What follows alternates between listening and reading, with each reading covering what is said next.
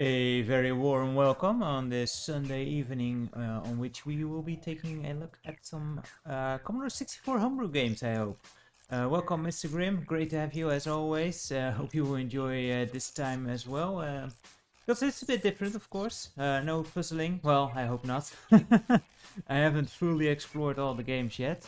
As usual, I'm pretty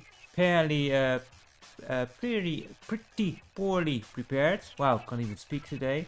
Also per usual. Hey there, Remdy. Great to have you. How are you today? Thank you for joining us. I do have another beer. Griso just tasted. He didn't like it, but I had it before, a Cobra beer. But yeah, I just grabbed it real fast, so I couldn't really get all the info on this one. But I love the bottle of this one. Like nicely little engraved, or is it embroiled? I don't know. Oh no, embossed, I think, right? When it's coming forward from the bottle. Anyway, it's a bit of a stronger beer, but very nice still. Yeah, lovely little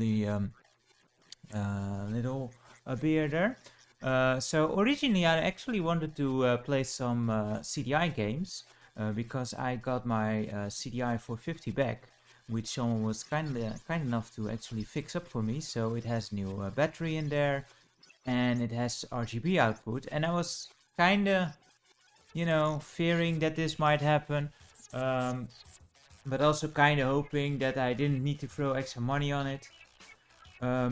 But the thing is, the RGB is, you need to convert that to actually go into the capture card. And I was hoping that I could just transfer it over to a VGA cable and then plug it into the capture card, and that would work, because I know the capture card can capture 15 Hertz VGA.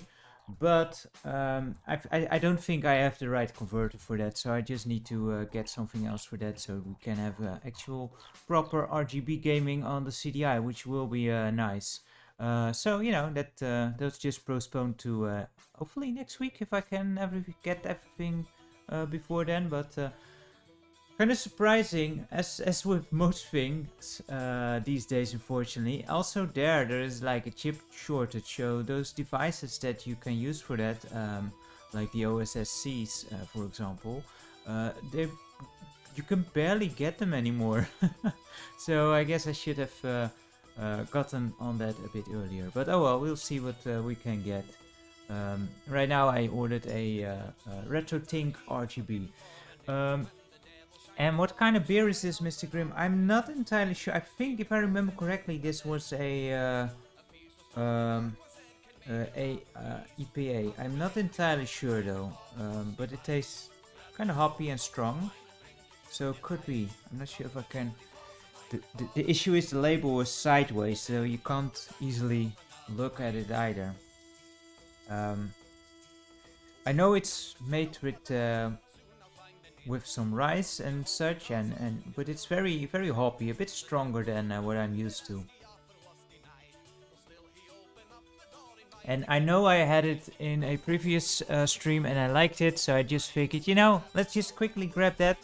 And then I had to rush back because Griso was already at the treats, the box. Anyway, what do I have today? First of all, I should, which I also didn't prepare.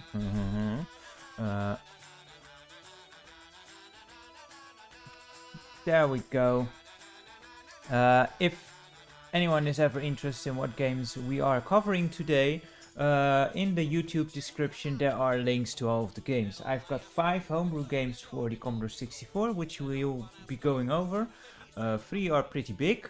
One of those is kind of a bit older, and not. And when I say older, it's only like 1-2 years old, I think. I'm not actually sure. The other 4 are very recent, actually. And 2 of which are smaller and 2 of which are bigger. So we can spend quite some time on a couple of these games.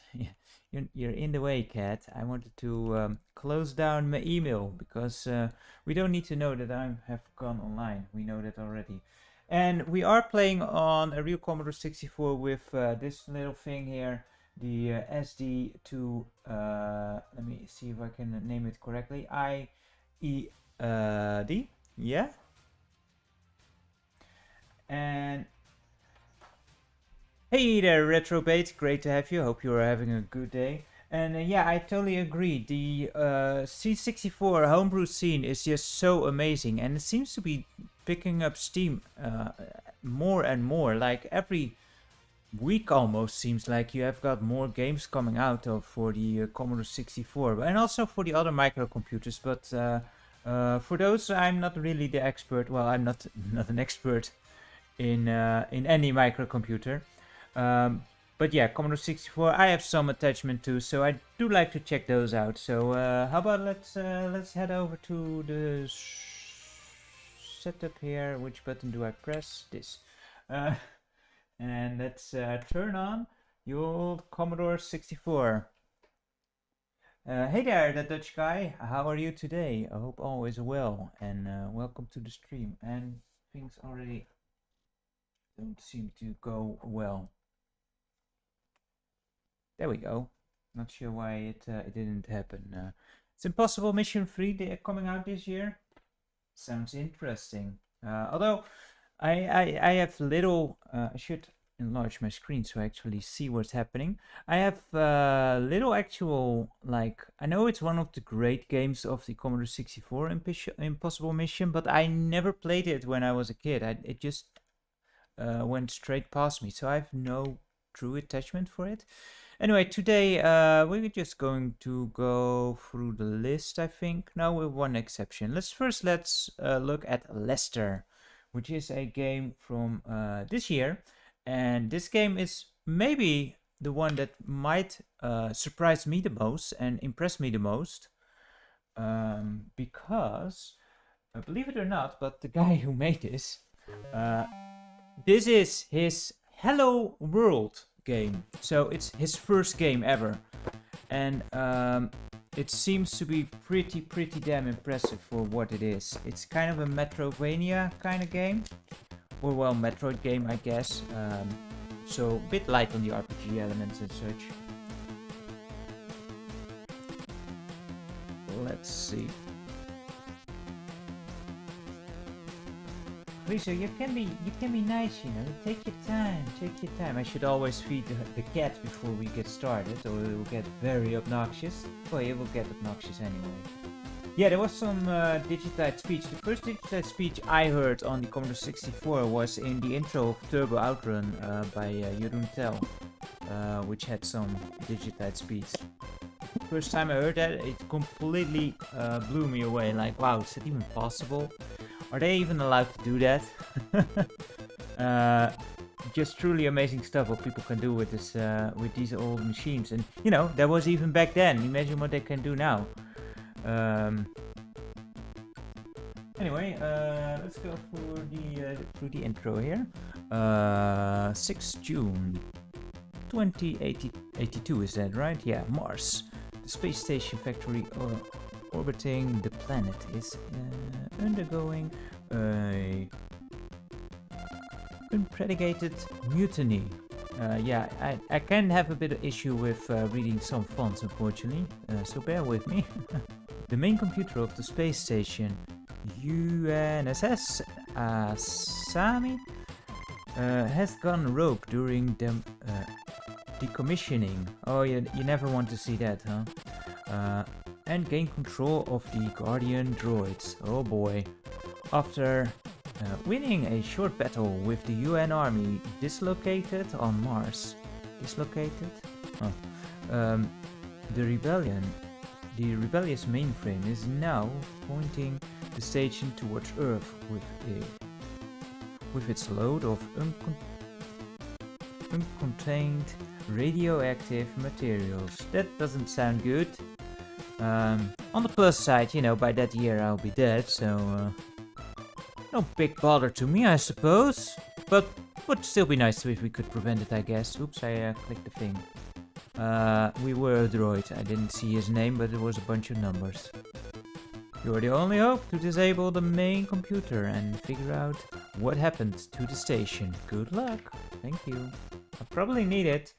Hopefully everything will go well. Let me know if the audio levels are okay, and also if the screen, because I keep noticing in my streams the Commodore 64 came out much more saturated on the stream than it was actually displaying on my screen, and I'm not sure why, because this is not the case for all the other colors, but for the actual game it just was way too saturated, so I did lower that a bit through a filter. But hopefully no one is looking at a black and white screen because of that. Just letting the credits roll a bit, you know, always nice to see who made this stuff. And again, you know, for a first game, this is probably going to blow my mind. Like, I couldn't imagine making this. Like, if I would stick to game development for 10 years or something. I did dabble a bit in some game design back around 2000, but not much. Anyway, we are the droid man. Hey there, Dennis. Great to see you on the stream. How are you? Up is jump, the dreaded up jump, and button 1 is shoot, which is a fairly short shot. And I think P is pause, but we don't need to pause. So yeah, let's go. And I already took a hit. Awesome. They take more than one hit, so we've learned that much. I think there's also a map, but I don't think you can actually access the map by normal means. I think you actually need to find a computer or a terminal for that. These things, yeah, you can blow those up, and there's big coins in there, and coins can be used to upgrade your weapon, I think. Oh crap. And let's move over here and snipe him from the backside. Like a proper warrior here. Yeah, Dennis, I'm doing pretty good.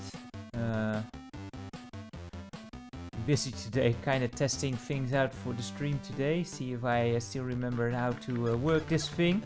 Which, you know, doesn't mean that everything will go well, because as many guides as people will put out there, they will never be able to anticipate the amount of ineptitude that I can produce. Grizo is going for the treats again. Let's vent that. Quickly hide it again.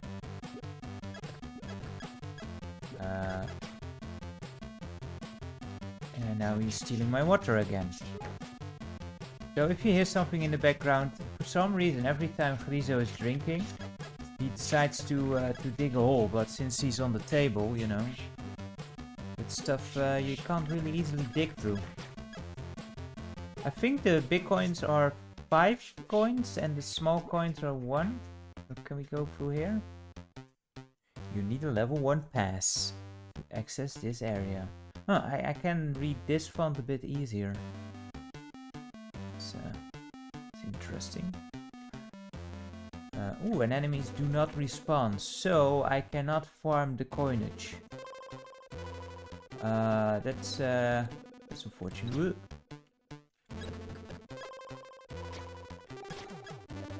Yeah.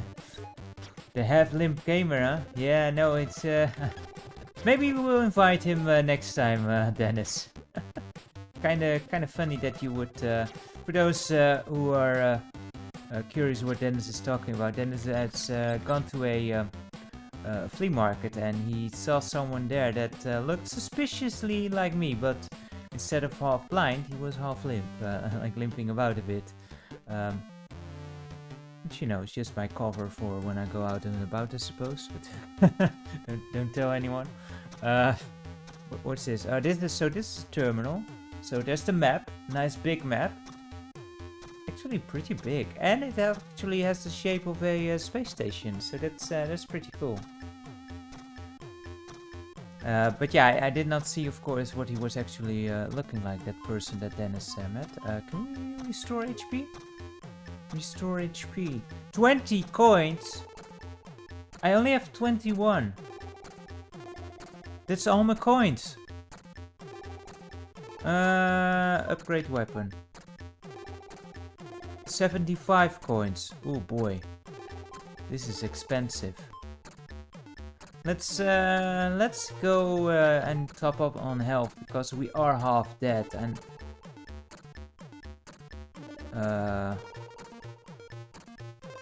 should I or should I?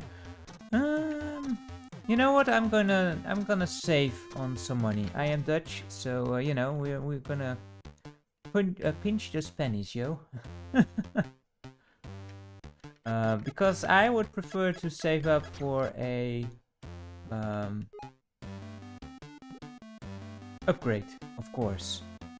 And I seem to remember that if you complete your EXP bar, this is going to be dangerous now, then you get some health. So, you know, we're only one apart from now, so it should be good. I'm not sure if there's actually something like false walls in this game. Would be interesting if there were. Yeah, they seem to turn around. Yeah, so we got 1 HP back. So I think it's a good choice that we saved on those 20 coins. So far, this plays really well, and oh crap! And way to go, Seb. Why always if I happen to be bragging right away? But yeah, this seems to play well. It's nice, looks great. And also, you know, it's kind of cool that... oh crap, get out of there. That you have both music and sound effects at the same time. Pretty cool. Should we go here or should we go upstairs here? Because I think we can make that. Can we? This looks like a very tricky jump here. Yeah, I'm not sure if we can make that. Oh, we can actually... Yeah, I think we only... Oh crap, and we died. And did we didn't lose coins, and I actually got 4 health now, so maybe this worked out in the end after all. And the enemies still do not respawn. Okay, interesting. Usually these save points kind of work like send you back to that... Oh crap again. Can I get out? Yeah. Usually they send you back to a safe spot and then, you know, respawn basically the state as it was. Man, that jump is kind of hard to make. Which translates to I can't make that jump. It's probably not that difficult. We're still at the start of the game. Let's wait for him to pass again. I really need a better controller at some point. My button presses don't always come out. Oh well. We go through here? No, we cannot. Okay. Only 1 health left. We did also reset the EXP counter though, I think.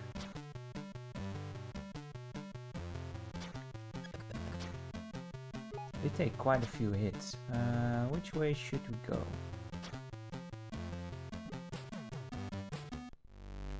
What's this? Where are we now? Other music track, that's cool. Is the audio coming through alright? I didn't actually really check. Yeah, I think that's okay, right? If it's too soft, let me know. Because of course you do want to hear the music, don't you? You need level 2 pass. Okay, so we already found two locked doors. Awesome, awesome.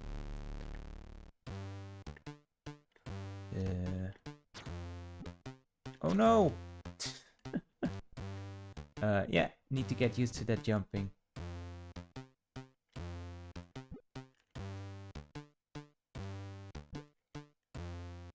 Always a bit of a thing to get used to, especially when it's not designated to a button. Although, you know, with Commodore 64, that's kinda per usual.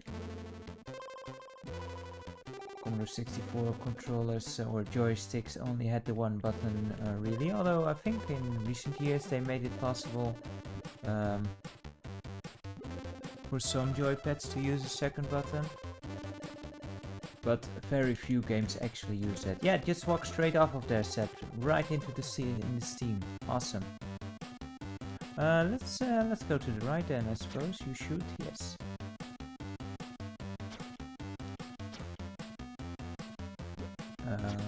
What's up there?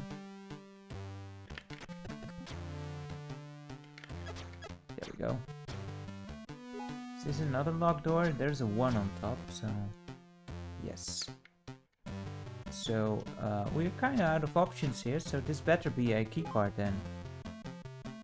Something is moving inside the area. Oh, okay. Is that the thing where we couldn't jump to? Is that now moved to the left maybe? Like the pipe thing?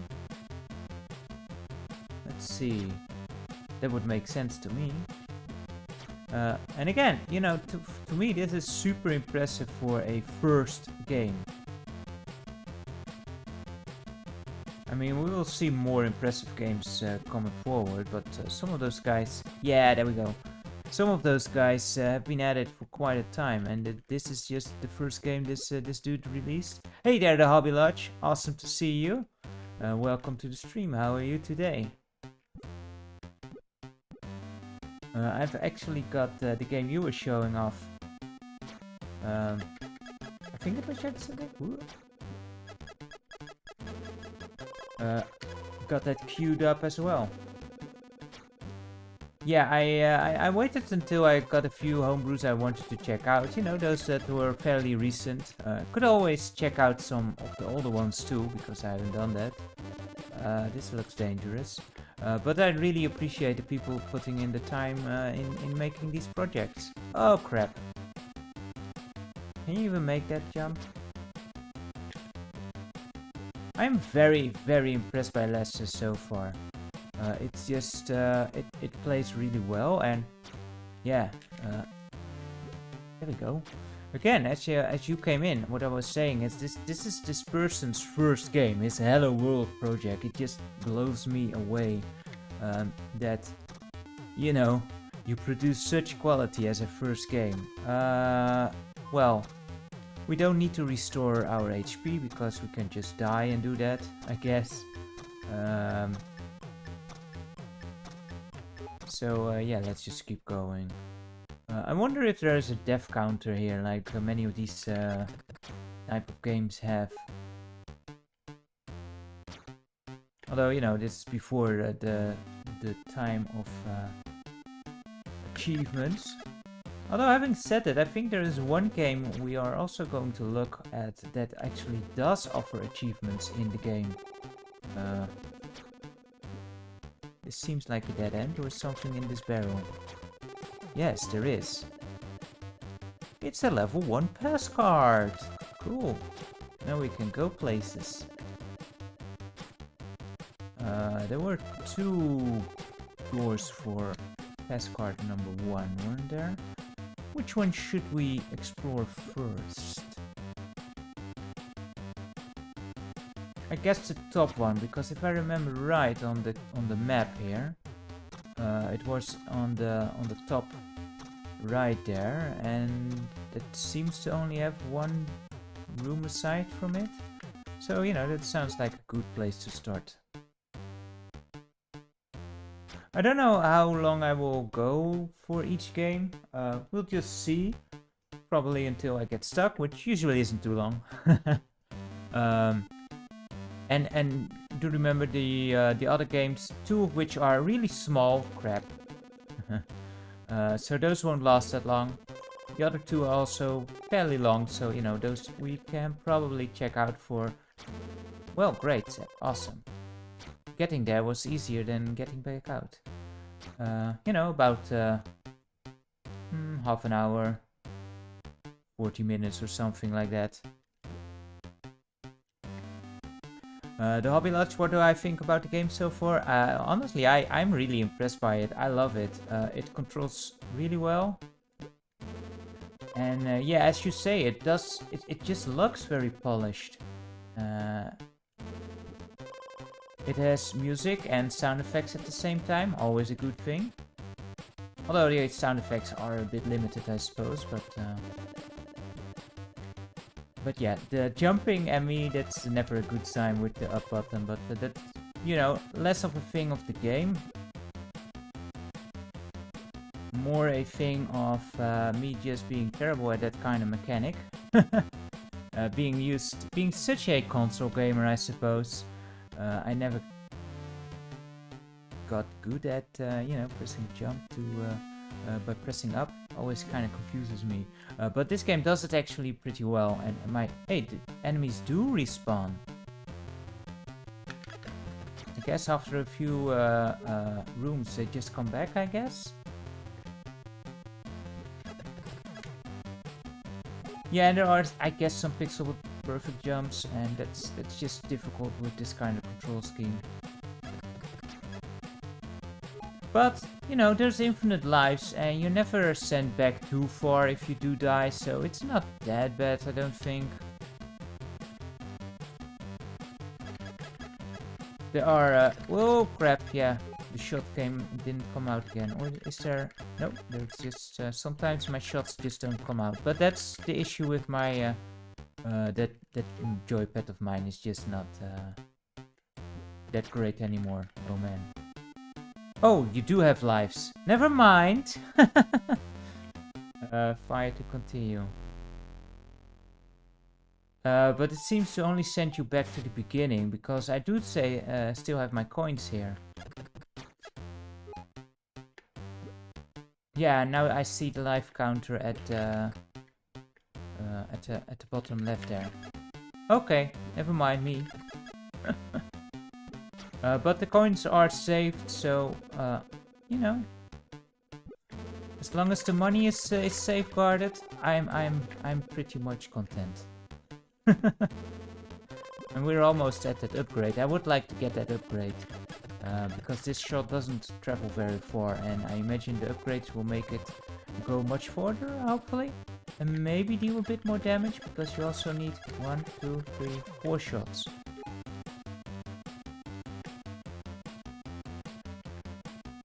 Hello there, Laat Marzien, how are you today? Welcome to the stream.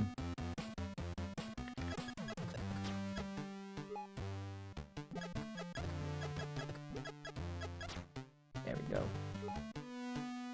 So as long as I can do the starting area, I can actually get some more money up. And we're almost at the point of the upgrade.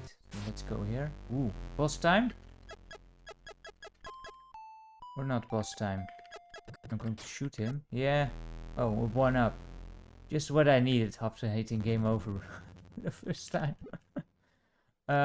So, okay. That seemed optional.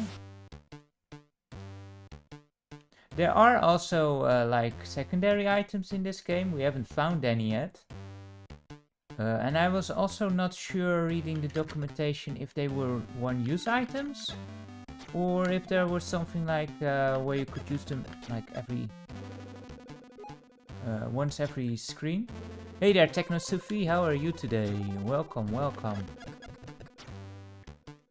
Hope you're into something else today than some puzzles, because we're just playing on some very new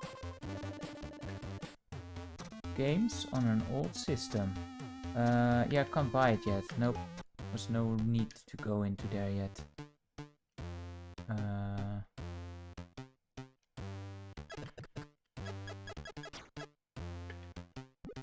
This is fun. This is very much fun, Technosufi. It's really cool.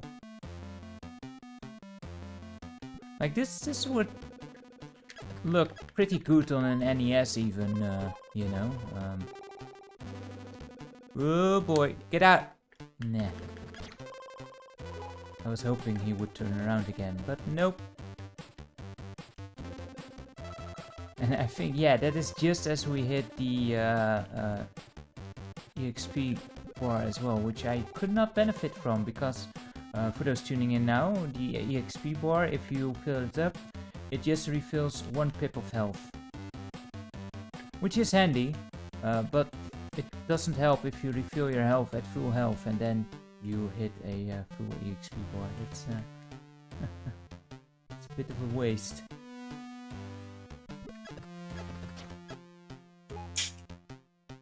Thank you, Grizo. Throwing stuff off the table again.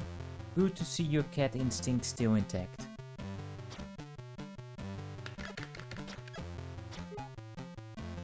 So I think the other level 1 door was over here, correct? Yeah, that's the one.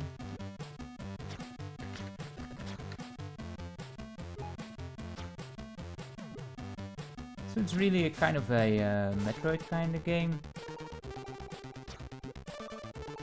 Can we hit him from here? No, we cannot. Maybe. Okay, I misjudged that.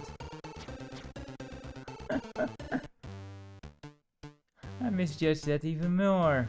Yeah, let's try that again. And not worry about the wall turret.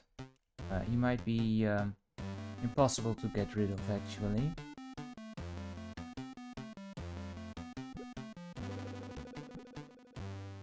And as more games like on these homebrew systems they come out, I will keep an eye out for them. And you know, if there's a bunch for the NES, we might look at some NES games at some point. Welcome, Neonidas. Am I saying that correctly? I'm sorry, but how are you? How are you today?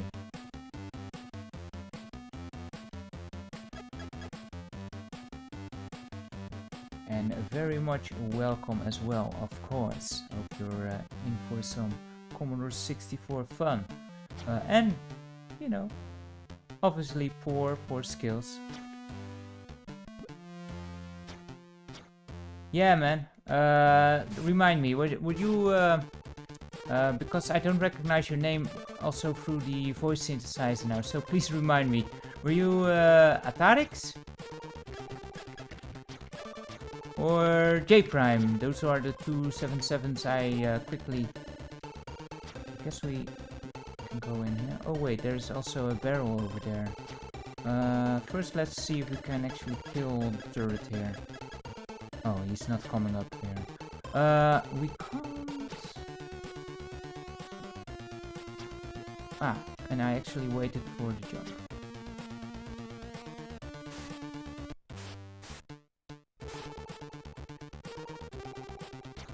Okay, sorry man, sorry. I didn't recognize your name there.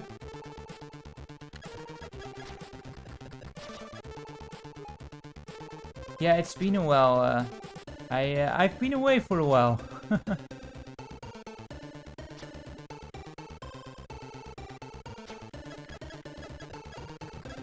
Can kill them, I think. Let's see. But they take a lot of hits and only 1 coin, so probably better to avoid those.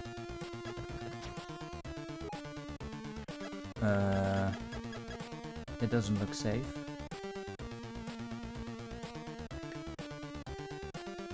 That's a 2, so we can't do anything there. Can you please stop shooting? I guess we need to go around, and there is an item there, so that's good. That's good.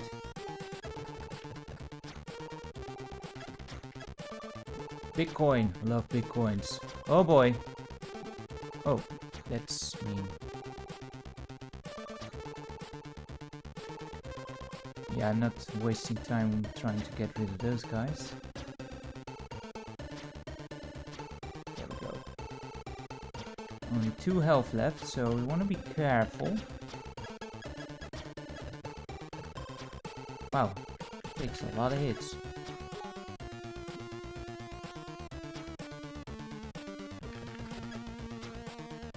We already saw that a keycard can be hidden in these barrels, so it probably is a good idea to check them out as we see them, but I'm not going to bother with that turret, because he also took a lot of hits.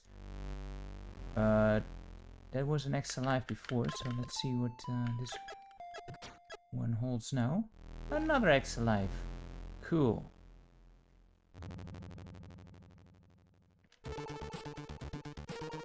Very true, Mr. Grimm. The SID chip was amazing. Had such great music. Honestly, at the time, no console really came close to it. I mean, there's some great. Every system has some great musicians working on it, producing some really amazing tunes.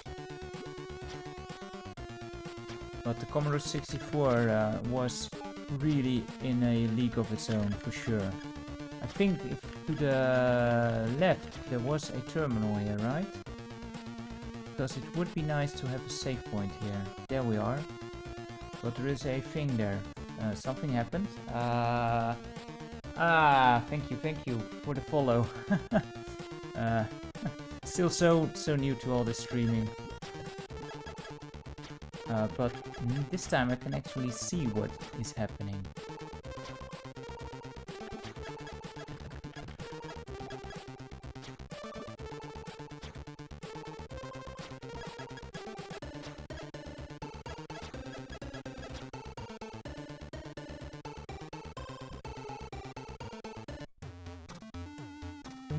Can we buy? Yeah, we can buy a weapon upgrade.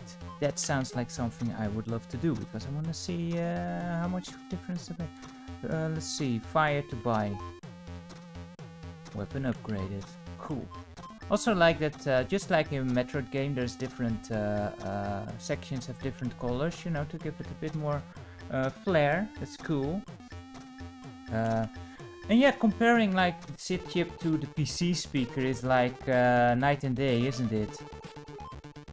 What's this? Oh, we hit on the switch, so something happened. But what?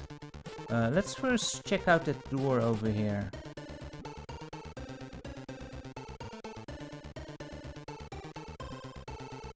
See where this leads us. Darkness. I suppose we need a torch for that before we can continue. Did anything over here change? Oops. This wasn't open before, was it? Oh, it was. Yeah, okay, so we need to get out of this section again, I suppose.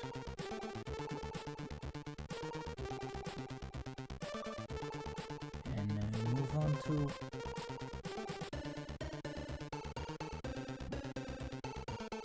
something that has changed somewhere else. We can't go in here. Nope.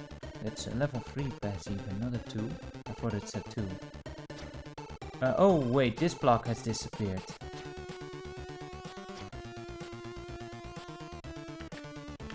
Those things are... you can't kill, right?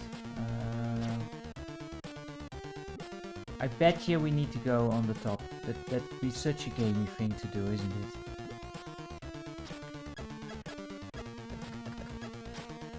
This time that.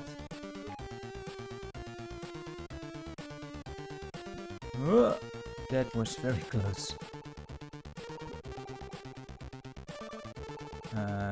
There's spikety spikes down there. Oh crap, did not see him. I was still taking stock of the... oh crap, and I forgot to jump. Luckily, not too far away. You know, we still have 4 lives, so we should be good. Man, if this game came out in the 80s, it would have been a super good game. I wonder, should we check out the thing on the bottom there? There's no way to actually get back then, though. Oh crap. What the heck is that? It's a power, but I'm not sure which one. It's a circle. Shield. I think there was a shield, so that would make sense. Let's test that, I suppose. Of course, I had to jump straight into the block again.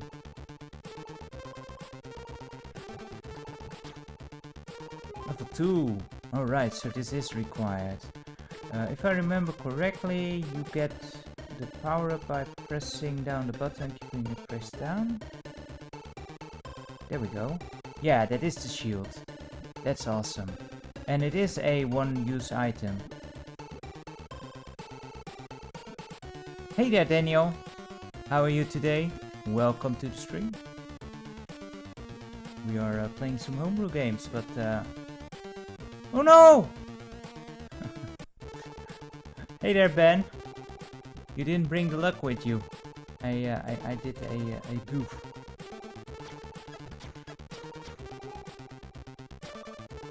Good to hear, Daniel. And yeah, workout's always nice, especially afterwards. They, you know, that kind of feeling when you're done.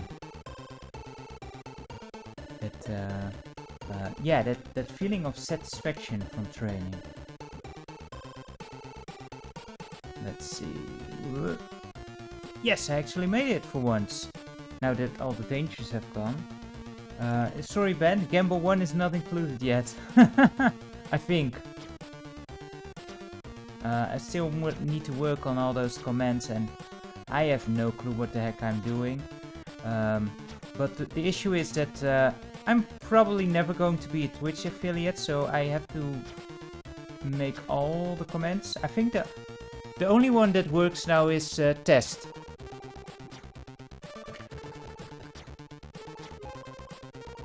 Wow, Dance Dance Revolution, that is a true workout indeed.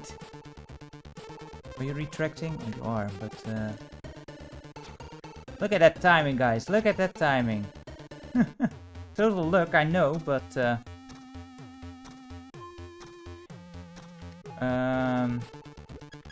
there's another barrel there.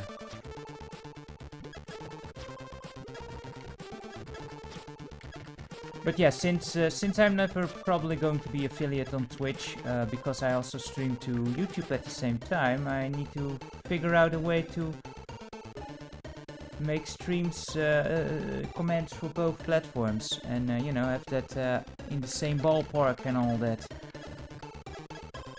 I'm sorry, guys, but what the heck? I only have the one shield. And now I'm out of shields, so I can't really go anywhere else here. So I suppose, dang it, we should. Yeah, I need to buy some health now, I guess. Otherwise I'm never gonna get out of here. You only get one for 20 coins? I feel that's a rip-off. I should never have gone here. Okay. And we dead. This was a mistake.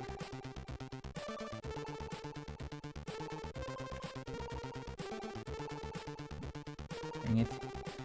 Because what I think we should have done was get out of here. And then...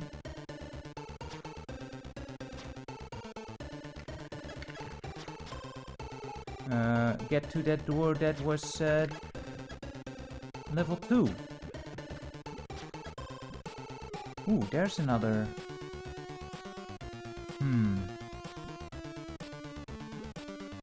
Now here is the thing. Do I go for that barrel?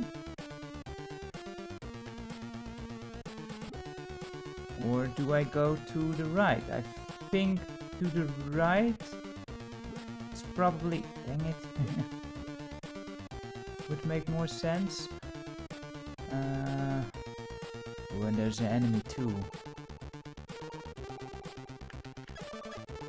Maybe he will come here? That would be great. Our shot didn't... Maybe it's not so great. Our shot didn't actually increase in length. It doesn't look like it. Wait, if I'm invulnerable, he can't hurt me. Sometimes the easiest solutions. Right, guys?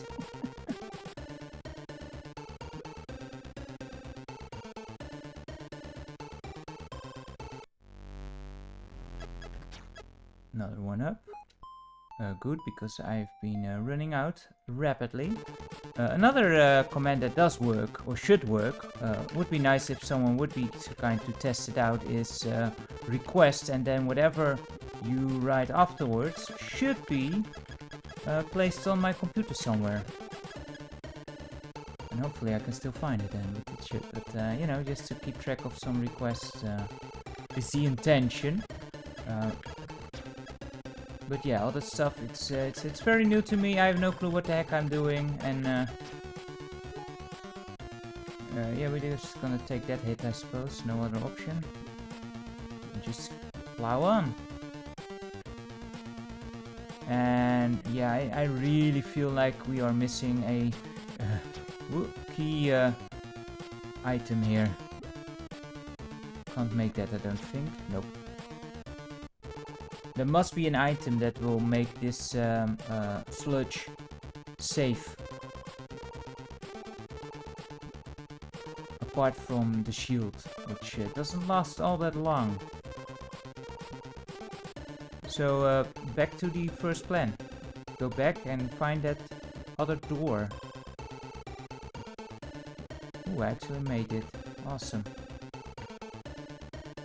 Also not sure if the enemies, if you manage to respawn them, if they will also have that item again. I think you cannot stock up on items. I think you can only hold one item at a time, if I remember correctly from the manual that came with the game. Whoa.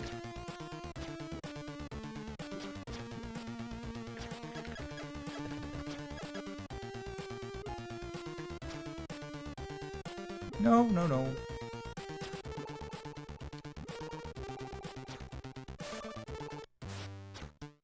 There was another barrel that I didn't check, but we'll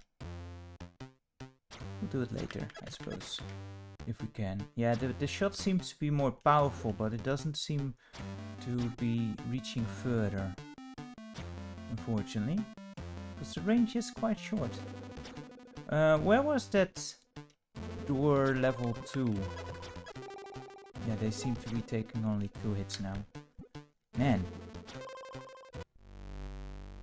There it is. Right on cue. But only one more hit and I'm back to that place again. What? What happened?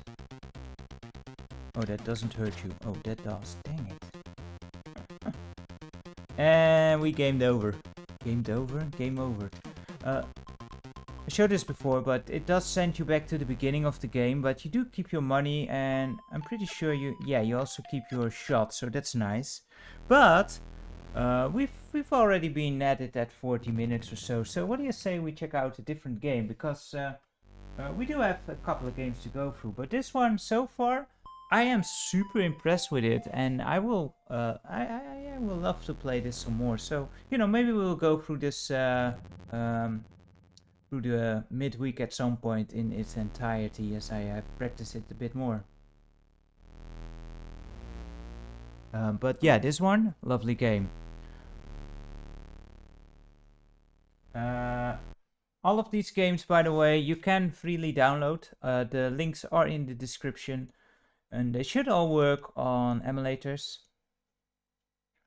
Request, no requests right now. Yeah, that should now be on my PC somewhere. That'll be let's see, the first one to the card is the reset, right? Bear with me as I fumble. No? What happened now? What did I do wrong?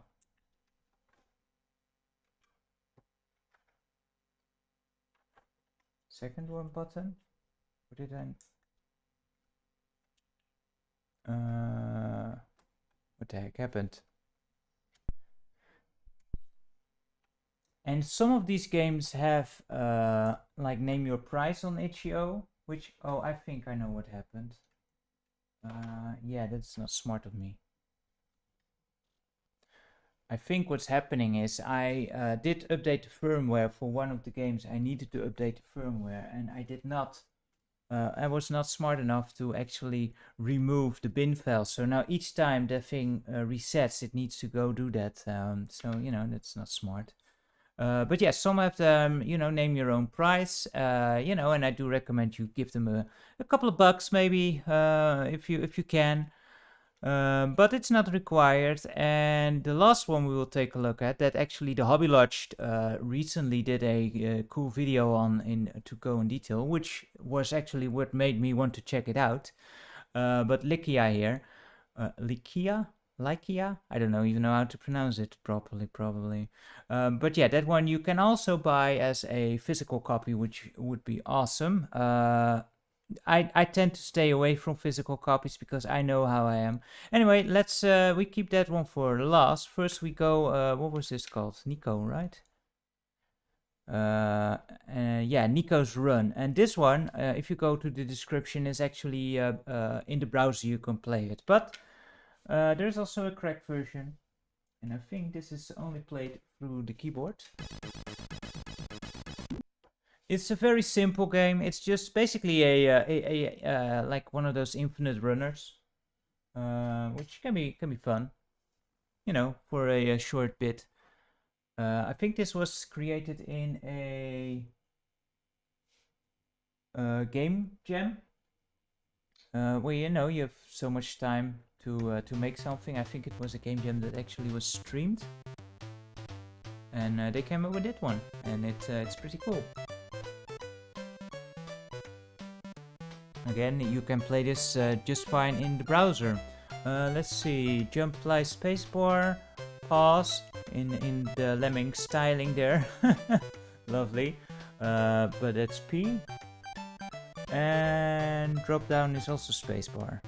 Jump over trees. Camels. And stumps. Collect bone. Shields and cookies. I love cookies. Avoid UFOs and Aston. Yeah, I think the quick story background on this game is that Nico and Aston were two dogs that they owned, I guess. And Nico was a bit sick, so this game is kind of based on that because Aston apparently wouldn't leave Nico alone as he was sick. So this game is Nico trying to get away from the pesky Aston. You know how animals are. If one is sick and then the other one still see its opportunity. What difficulty should we play it on? Let's leave it on medium for now. And yeah, this is basically everything there is. So we jump over the house, we get the cookie, we jump over the tree. That dog can jump, man. You know, it's just a basic game, but I sure as hell can't make anything like this. P is reset. Just a neat little score-based game. And yeah, these can be good fun at times, right? Just to have something real quick. And again, was quickly made as a bit of a challenge, and I think they did a nice job. Looks nice enough. Has some cool music. Very cheery. I think Aston can actually never get you. He's just always there, and it's just, you know, one of those runners where in the App Store you get plastered with microtransactions for them, don't you? That's a UFO. We want to avoid UFOs. A bit random to throw a UFO in there. I'm not sure if there's an actual ending or anything. This seems kind of easy. No? But then again, I did not... Oh, whoa, what was that? I was just going to say I haven't found any of the bones yet, but I guess that was a bone. I'm also not... Lamazine, yeah, it's kind of like a bit like Wonder Boy, which, yeah, kind of has the same feel to it, although you can't really control it other than the jump. Like in Wonder Boy, you have actually some control over your momentum still, although... Oh wait, those are the bones, right? Although you can't really dilly-dally around in Wonder Boy. You do want to...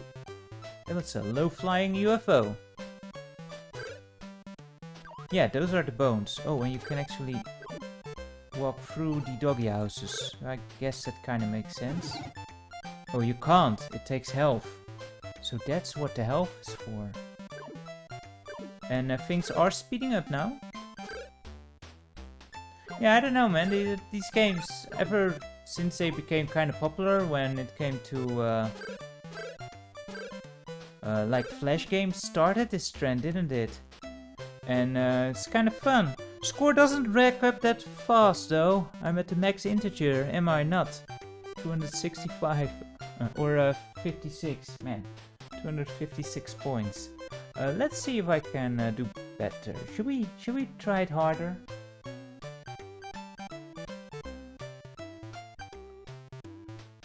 Oh, I did not even notice that, Lamazine. Health does keep running down, so you need to replenish it with the cookies. Let's try evil and get probably destroyed. Let's see. Whoa! Yeah, that's what I thought. This is a bit speedier.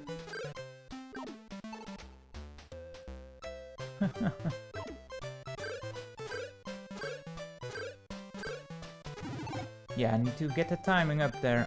I think I clipped through a few trees there. I think I made contact with a couple. I'm not sure about that hit detection.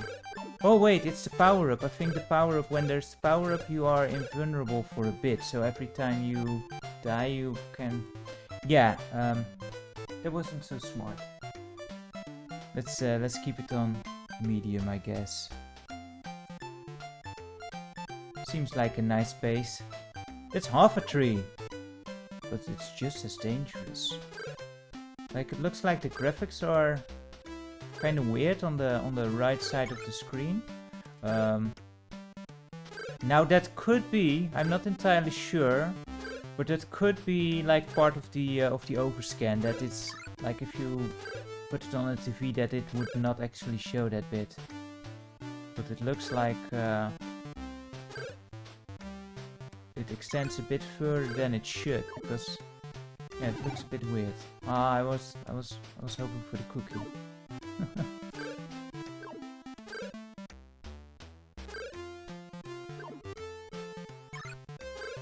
Yeah, nice cheerful music. Hey, I kind of dig these, you know, these simple games now and then. This was basically the games I was most interested in back in the day on the 64. Just because all my games did come on tape, and tapes take a long time to load. So the bigger games, as fun as they are, you know, multi-load games are just... Oh, I can fly now. That was an actual bone. That was the first one we found, right? Just the multi-load on tapes is just not very fun.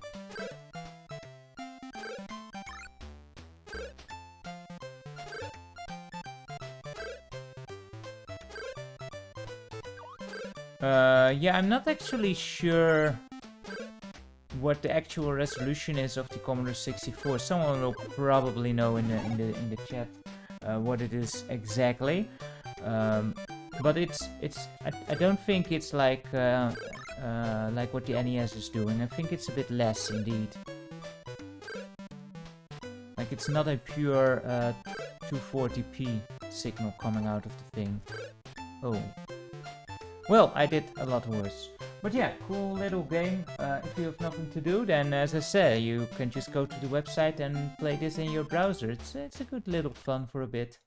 But let's move on to a new game. And yeah, each time it seems like it's trying to rewrite the firmware now. And I guess I just have to wait for that. Maybe, let me just very quickly get rid of those files, because this is going to be kind of annoying. Should have done this before, I guess, but me and preparing, right? I was annoyed enough that I actually needed to do this, but yeah, firmware on this thing was not updated since, I think, 2013. Please, oh, if you would please. Let's quickly get through here as I do this. So you can have a look at Griso in the background there. I actually forgot to get his bowl, which, oh boy.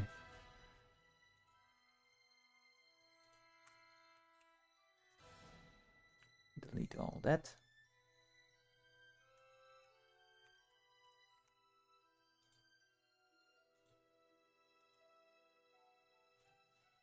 It should be that.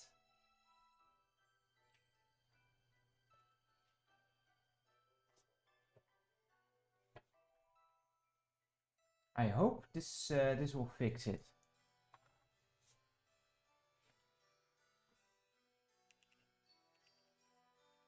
Where are we? Oh, here we are. So let's turn this on. Let's go back there. Let's see. There we go.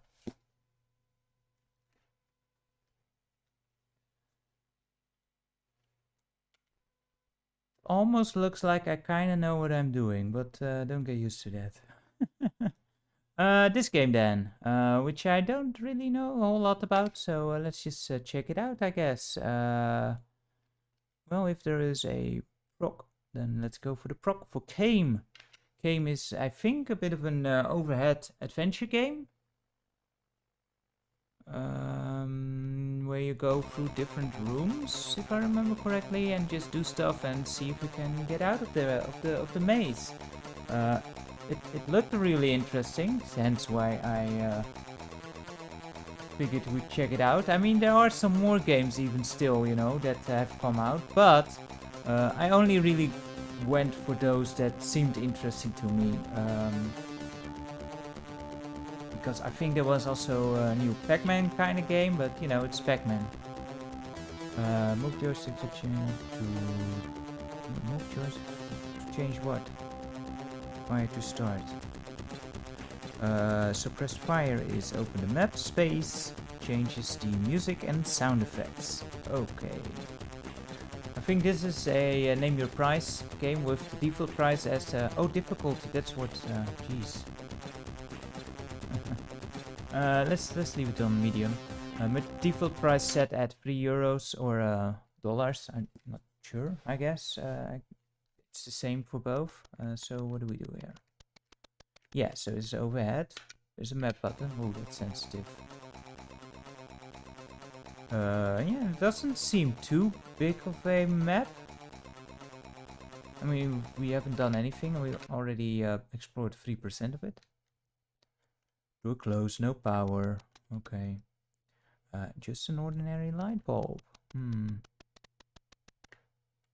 Door closed, no power. And I know I have looked up what the actual story is behind this one. Very true, Techno Sufi. Euros and dollars are about the same now. It's yeah, we didn't do so well with safeguarding our euro. What do we have here? An ordinary door, but it needs a key. And no power once again. Okay, anything here? Well, this is the power button. Oh, it's a key. Okay. Light bulb. The generator is missing a fuse. No power. Okay. But here's the door, so we get here, and this is a fuse. Okay, so we know where that goes. Cool. But this one's still locked. Oh boy, more security doors with pass cards. Oh boy. No one told me that there would be shooting. So blue is or cyan, I guess, is level 1. Magenta is level 2. Oh, wow, that's cheap.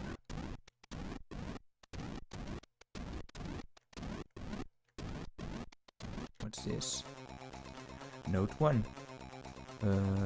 Unfortunately, more than 53% of test subjects do not even figure out how to turn the generator on. This is quite disheartening.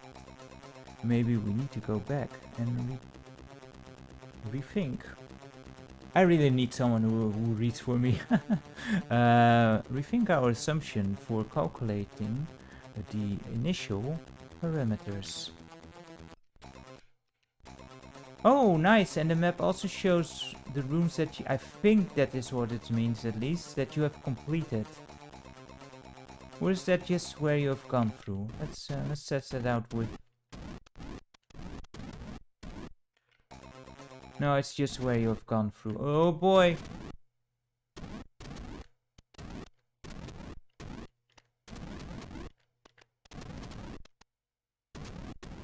Although here you can't really do anything, so... Dang. So let's test it out again. No, it's still green, even though there is something you can pick up.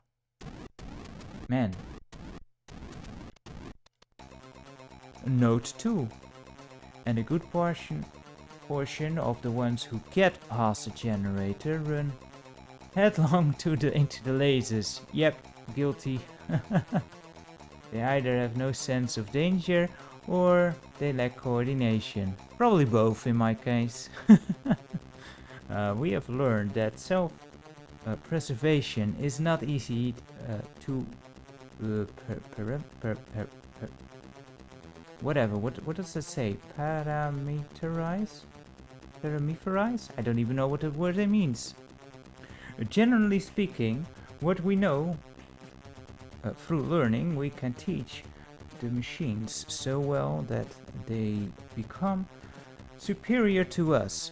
But what we know through instinct, we do not know how to teach the machines. Yeah, I guess. I think there have been some interesting, you know, you get into the territory like what's the difference between human intelligence and what we can produce in machines, what like the end goal is, where would they fail where we are human, or can they become fully human? Laser grids, huh? Awesome. Anything we can do here? Healed. Oh, that's awesome. Yeah, it's not too hard.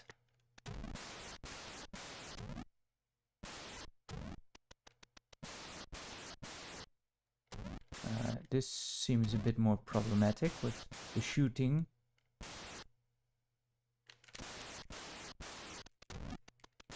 But we did it. There was also music in this, right? Let's test that out. Because generally speaking, if there's an option on the Commodore 64 between music and sound effects, go music. I can't go through there, don't. Nope. I probably should have gone somewhere else first, because cannot pass, need to cut the wires. But I can't do that yet. Great, so I get to go back. Awesome. Oh no!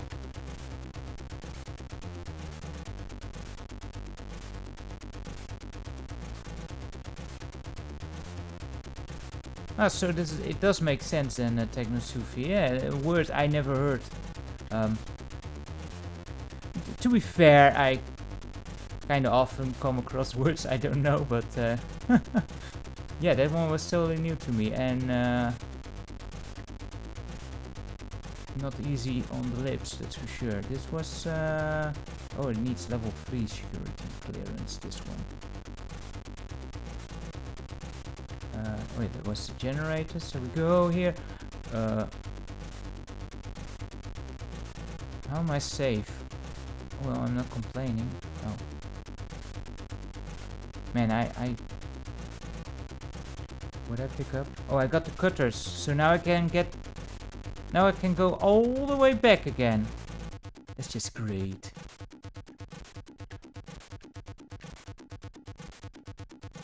Here we go. Oop. Oh no, not again. Oh, the notes seem to be respawning. Oh.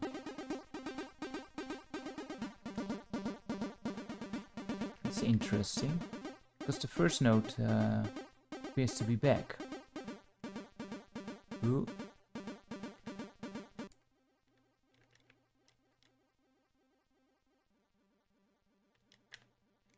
I wonder what the difficulty actually does. Like, do you get damaged more? Or do the hazards move faster? Might be worth checking out later to see what it actually does. Couldn't make it. But yeah, we have the cutters, so now what? Need to cut the wires, yeah, but where? Down there, maybe? There we go. It's not very clear what you can interact with and what not. Another note. Note 3. We are dying at a faster rate every day. I do not believe we can conclude this project before... Oh, conclude, yeah. Conclude this project before the whole human race has died away. We started too late and with too little experience. We are certainly making good progress, but not fast enough. Yeah, the notes just keep laying around there. Didn't notice that before. And this, I noted it before. This is actually a game that does feature achievements in game. Not sure if one actually popped already or something, or that's only on the main screen, but this one should have achievements.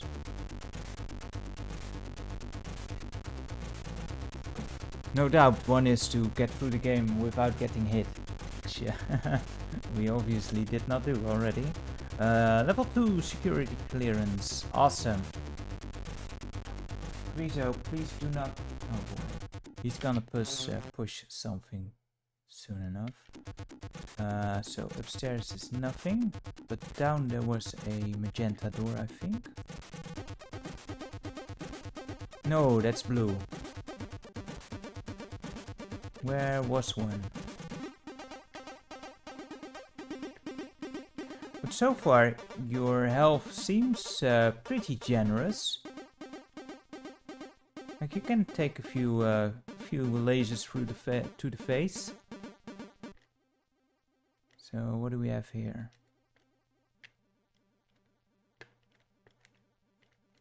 Can't do anything with that.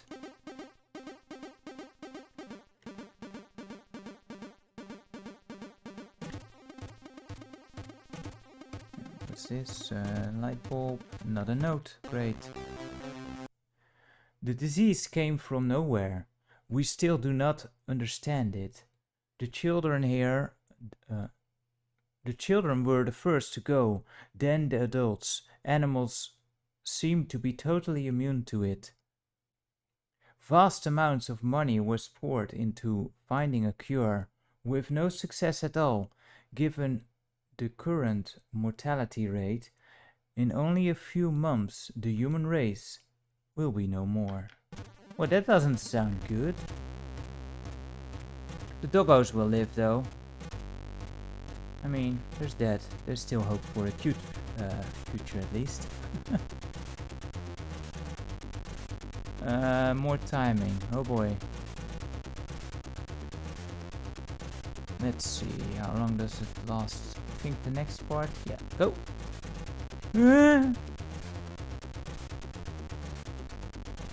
We took some hits, but we made it through.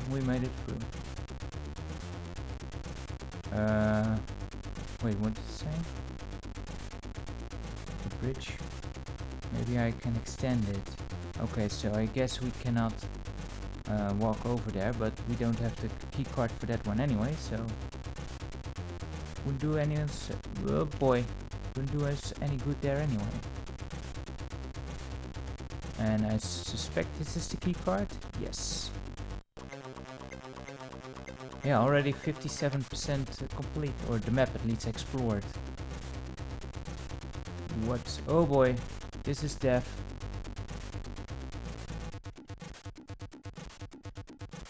Green screen is no good.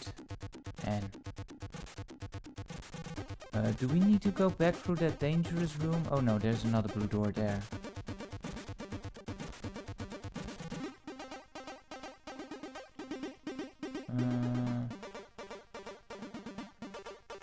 Yeah, not too hard.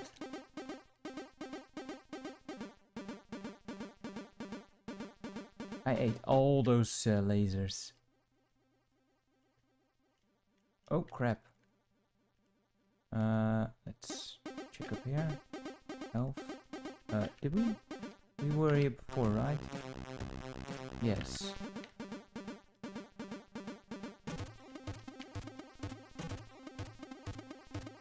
What's this? Nothing? Okay.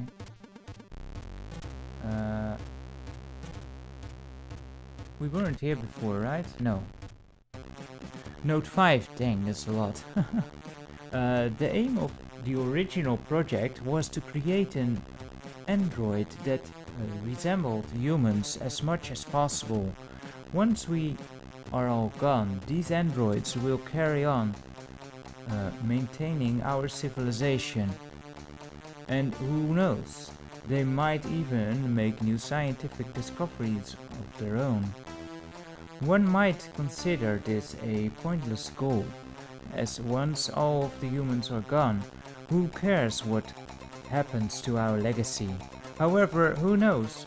One day evolution comes up with another intelligent race, an intelligent species from outer space might discover our planet Earth. And this is why they will, and this way they will know how we were. Yeah, I'm sorry. These older fonts, oh, well, reading in general I'm pretty bad at, but especially those fonts. Although there's much worse out there. But yeah, kind of an interesting premise here. Kind of reminds me of kind of the premise from the Nier games with the replicants, or what are those things called in there? You know, kind of the same idea basically, where there's no more humans and we basically have programmed our, well, whatever we have into a computer and they live on.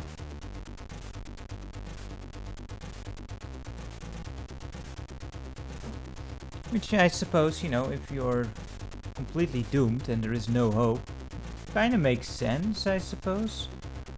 Is there a point to go there? Because that seems like an awful lot of blackness.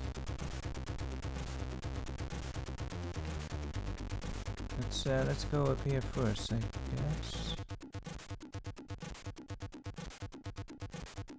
Or did we go here? Yeah, we were here before. I don't know, it doesn't seem like a whole lot is at the end of this corridor. What is that switch? I don't know. Like the bridge stage, I suspect that you would just fall down, and the same would be the here. But I guess we can... Nope, you can walk on it. The bridge should be extended now. Okay.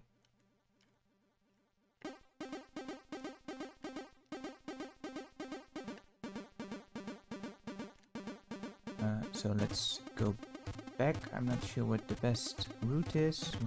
We'll just go back the way we came, I suppose. Ouch. I think there's health up here. Yes. Don't mind if I do.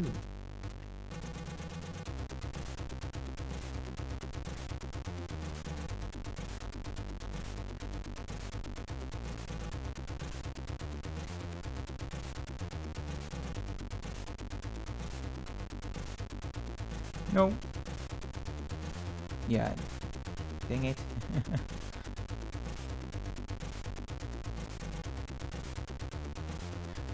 Yeah, going back there was a bit tougher. And there we have the bridge. But was there... Yes, that's what I was looking for. If you can refill your energy, might as well. Whoa!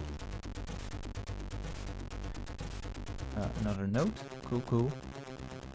To be able to deal with what is awaiting them, we have to ensure these androids are competent enough, both physically and intellectually.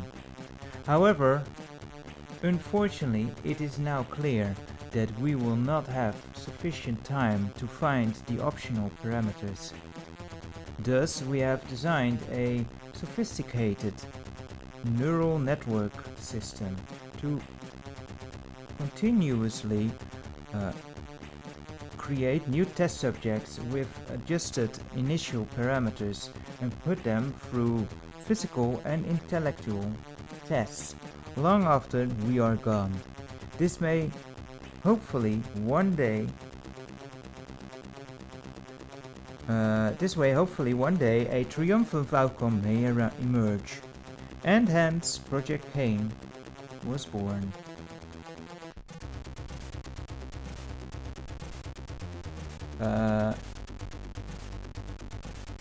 Yeah, so yeah, again, kind of cool little premise there. Thinking what Cain would be a reference to here. Almost dead? No, not yet. Man, I'm taking all the hits here. I got a gas mask. Okay, so that will make the green room safe, I suppose. And we must be the best test subject yet, although he's about to go under, I suppose. Run face first into a wall. Man.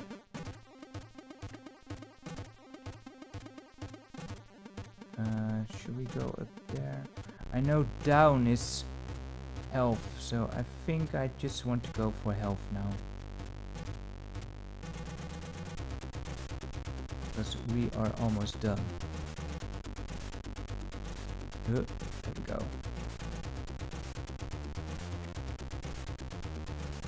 Yeah, we are safe now. And we've got some sulfur. Gonna go blow stuff up. I love blowing stuff up.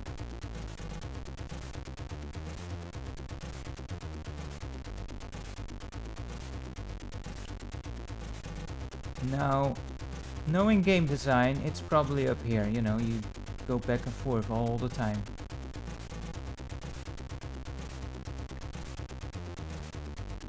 Some coal. Okay, so we need that.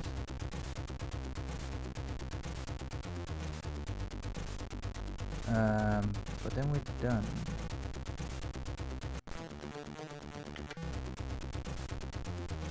Oh.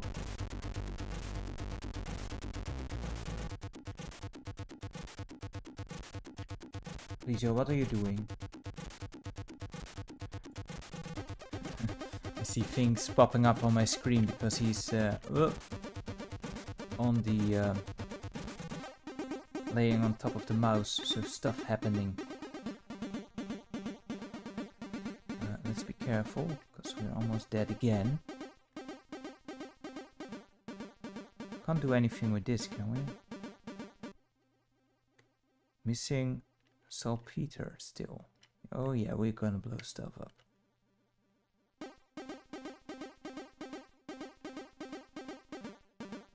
So where do we find that then? Where haven't we been?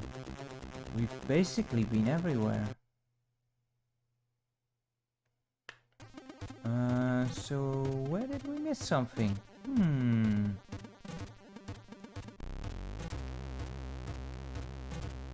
It's oh yeah, I don't like that screen.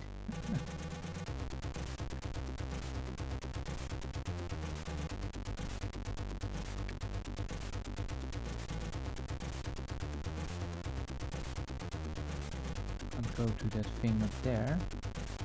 Not sure if that's required at all, but you know, go there anyway.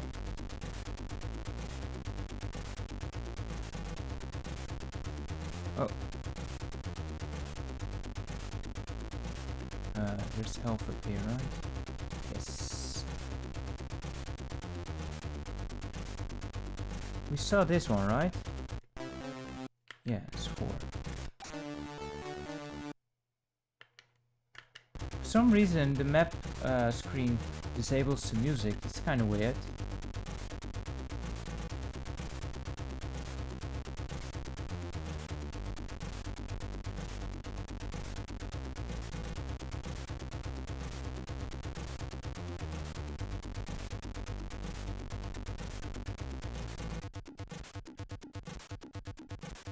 Would be cool if we could actually finish the game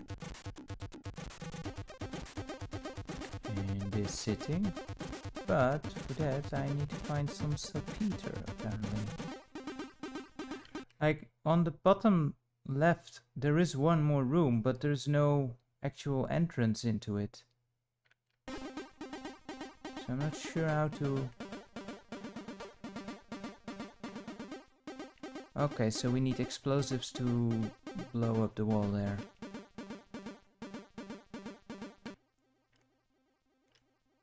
And that's where we need the saltpeter for, to make the explosives. But where? Where?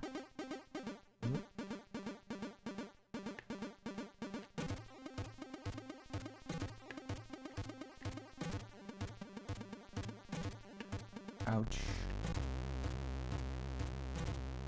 Wait, is that it? The green thing there?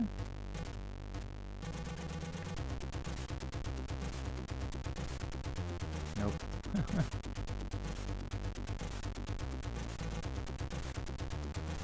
Oh, that thing. There we go.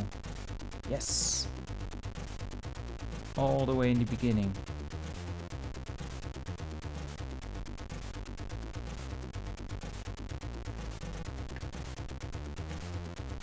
Ah, dang it. Why am I even going here? Because there's nothing here. Oh well.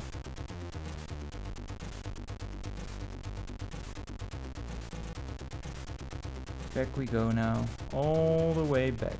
For some reason the lasers got desynced. I'm curious how that happens. So go down here.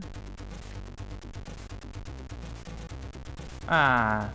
Used to be faster than I could be.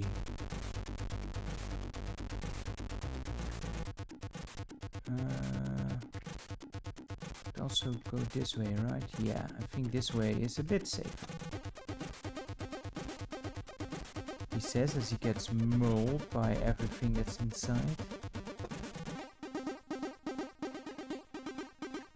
There we go. Oh yeah, this room is terrible though.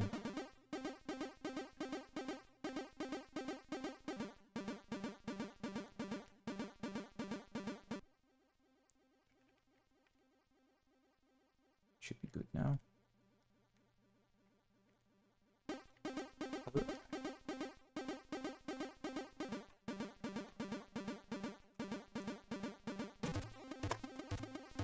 At least I was wearing the mouse, not sure if you could see that.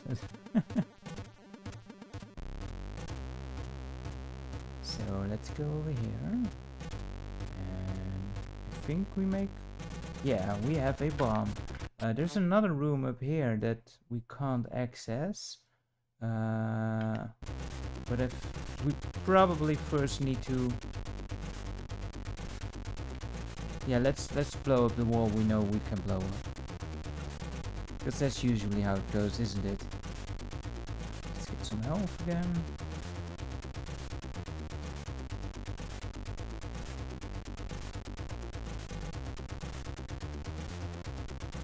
Still don't like that room.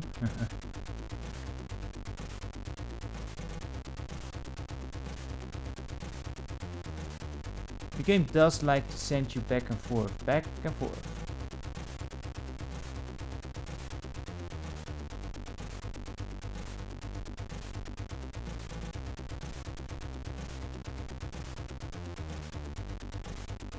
Is this right? Nope, need to go one more to the left.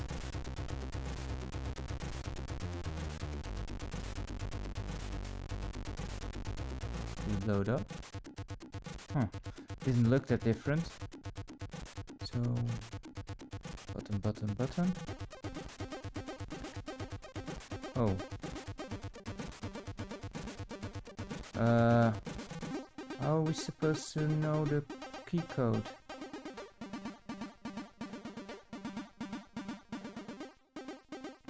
I mean, I totally knew that.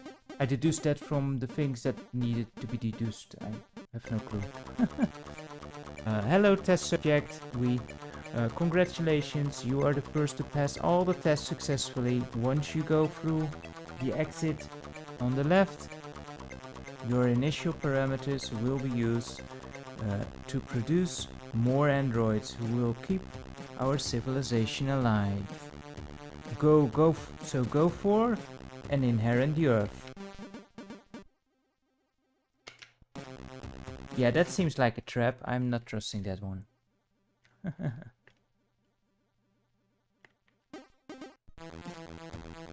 Because there's still that one room on the other side. Yeah, we're not falling for your trickery. We are a smart droid.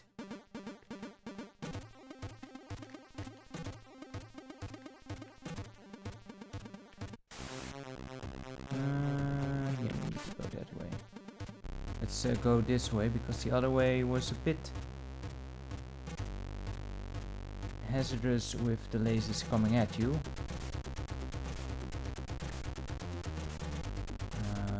Let's fill up.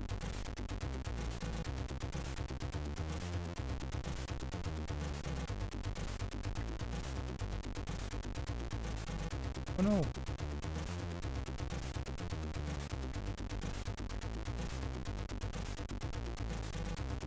Let's see what this is.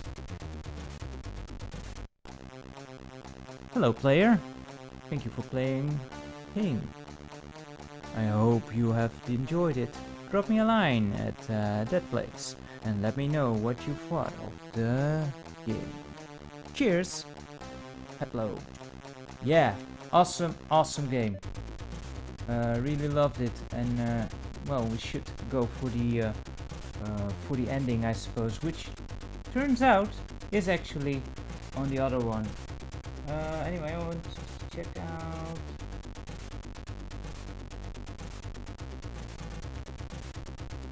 Because I haven't heard many chats recently, so I wanted to check if things were still working, but seems to be.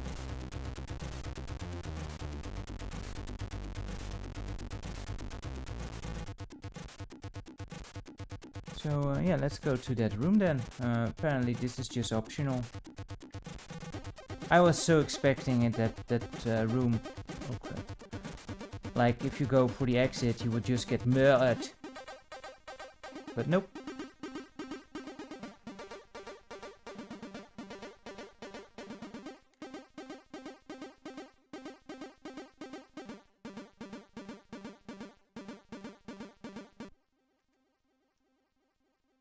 Yeah, let's do this, because this way is okay. She actually mined the actual hazards and not just walk straight through them. I can imagine that one of the achievements being a no-hit run is a very difficult one to actually achieve. Let's go through the exit now. Congratulations, you have successfully overcome the trials of Project Cain. Yeah, we did it. Wait. Beat the game in under 11 minutes. Ah, so these are the achievements. In 11 minutes, wow. Beat the game without healing. Not happening. And get saltpeter before the bridge lever.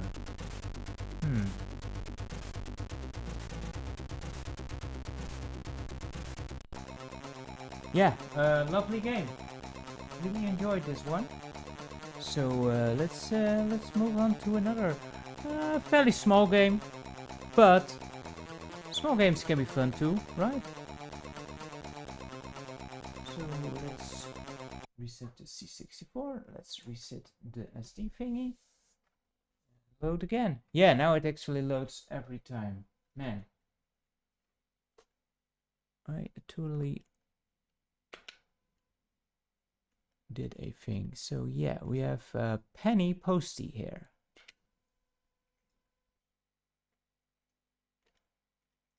Penny Posty, kind of a take on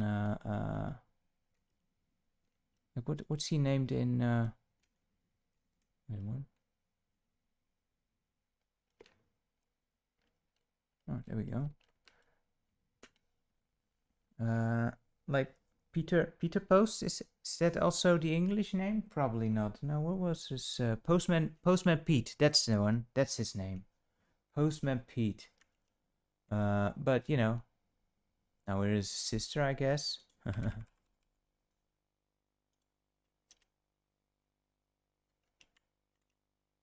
Let's see where we are.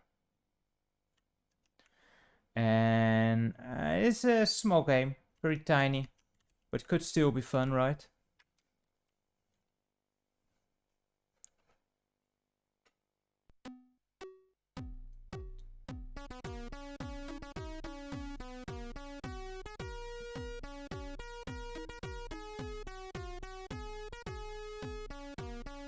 Hey there, Izzy.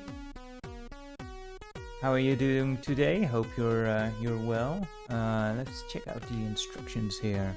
Penny and Peter are package delivering posties. Is posties an actual English term for postman?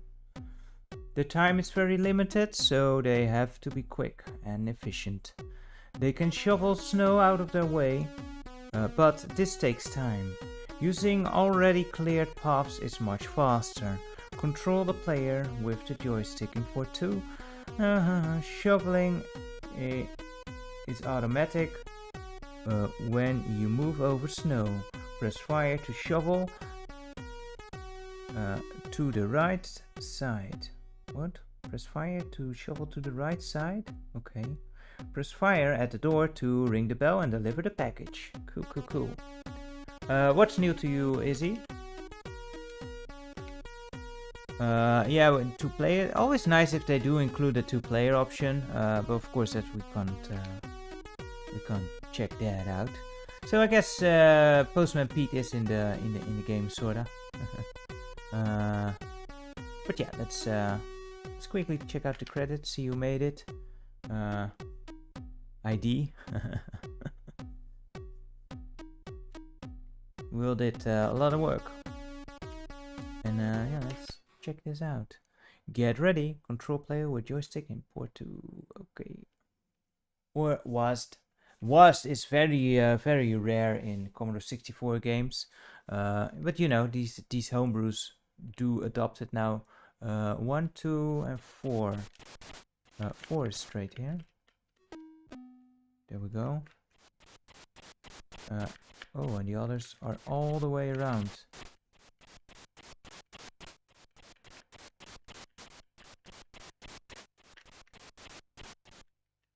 Package.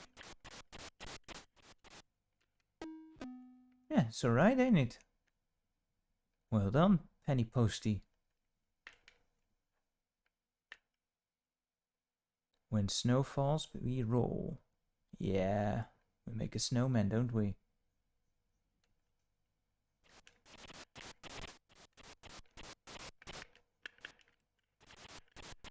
Oh, dang. Did you fall, Izzy?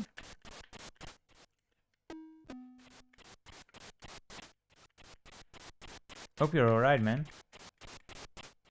3 and 4. Wow, that timer all of a sudden decided to...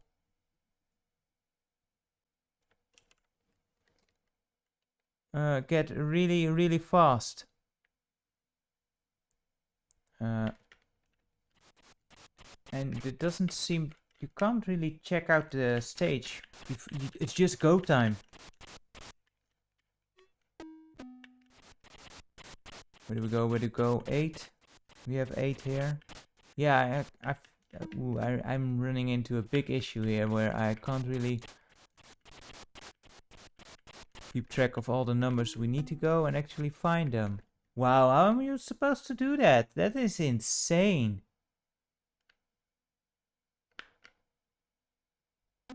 That's not a whole lot of time. Like level 1 is okay, but level 2 is just nuts. Talk about amping up the difficulty real fast. 1, 2, I already went all the wrong ways. 5, right? Excuse me? What? That's 5, right? There we go.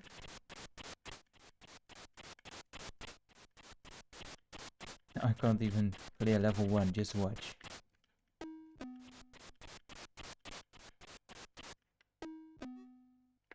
Like level 1 is a nice... Like it is easy enough, but then level 2 comes and it's just like, well, you have 10 seconds. Good luck.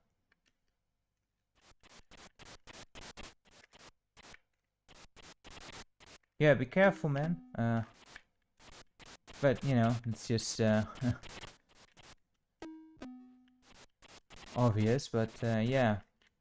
Especially if you're a bit lightheaded, you want to be very careful. Can we make it? Can we make it? Ah, so close. Wow, there's no way you can make this, man. It seems also kind of random which things you get dealt.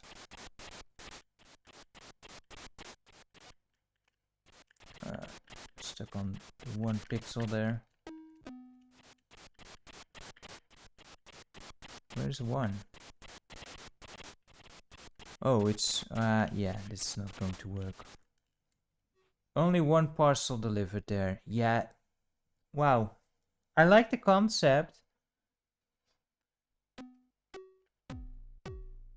Ah, like posties is a new term to you as well. Yeah, I never heard postman being referred to as a postie. Maybe a British thing? I don't know. I like the concept of the game, but the timer, I don't know if that was on purpose that they make it so strict on level 2 already. But to me that is just insane.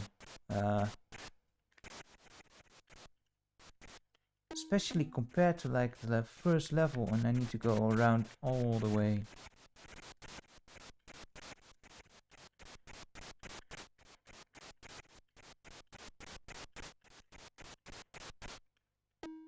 Like, I don't know, maybe it's on purpose, or maybe it's a kind of a bug thing, but it's so fast it kind of feels like a bug.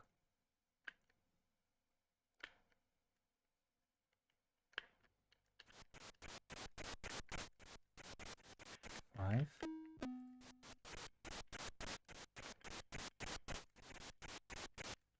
Four. Excuse me, can you please? Oh wait, it's not a 1.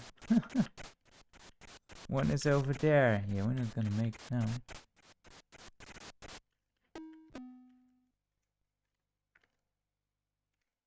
Man.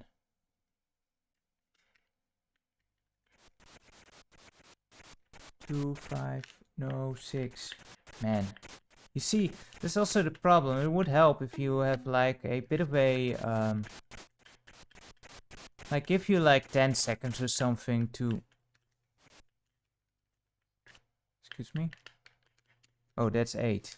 The 8 and the 3 look too much the same. But give you a bit of a time to just scan the screen, see, you know, postmen do also kind of check out their route before they head out, right? But nope, it's just go. Just see as you go. Yeah, that's insane. I wonder if anyone ever... Seems like you also need to get lucky, like the position of the houses. Fun concept. Not so great in execution.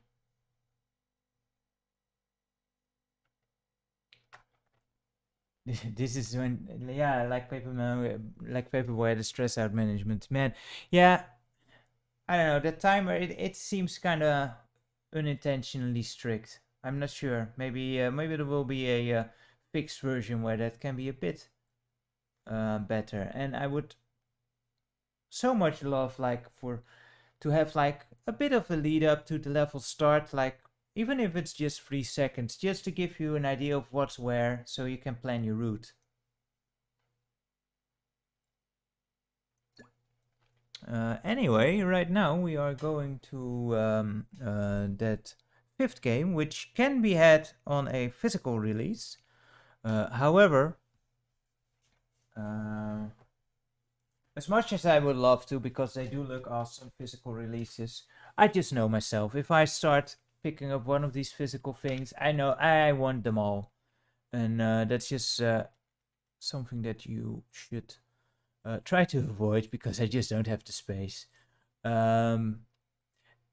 And the weird thing is, I don't know why, but for some reason they have this game up on itch.io and they don't even offer like name your price. I think there is supposed to be digital buyable copy coming out, but I don't think that's out yet. Anyway, let's first check out the I think this is the intro, right? The prologue, I think. So let's check that out. This is and this game Lykia, I don't know how to pronounce it. Lykia, the where was it? Let me quickly check it out. But this was actually shown by the Hobby Lodge yesterday or the day before, and it looked very intriguing. So I wanted to check it out as well. And I do recommend checking out his little review as well if you can. This is Lykia, the Lost Island. That's the full name, and it's a bit of an adventure game, kind of Zelda-esque. But I don't think, like, it has the puzzles, but it is less focused on combat, I think. Anyway, let's open the prologue, and this is going to be a bit interesting. I hope it all works, because this is not fully supported on what I'm running it on. But we will see what we can do, right? We will see. But yeah, first we will check out the intro here, which is basically kind of a demo. This is like running on a completely different disc as well. And then the actual game comes on 4 discs. I'm not entirely sure if it's coming on like 4 separate discs or 2 discs and then 4 sides. The Hobby Lodge does go over that, but he did show off the much more impressive physical copy, because he does collect those. And yeah, I wish I could, because they are awesome, those physical copies of the newer games. But you know, going for all of them, especially with them coming out so often now, it's quite expensive.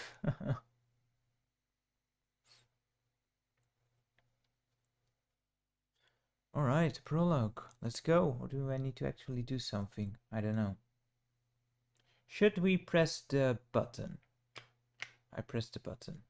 Didn't do anything. Oh, it did.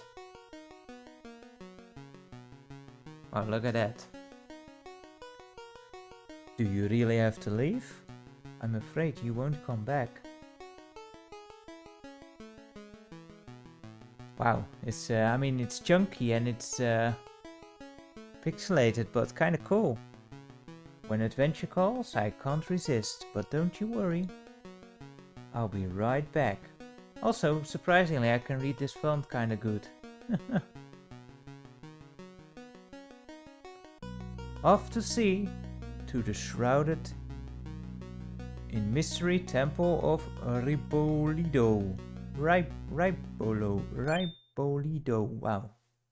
No clue how I'm supposed to pronounce that, as you could probably tell. Yeah, kind of impressive, that kind of introduction. Cool little graphics. Arrived at that place. Ripolido is what I'm going with. So is that the dad of our protagonist? I think her name is Mona.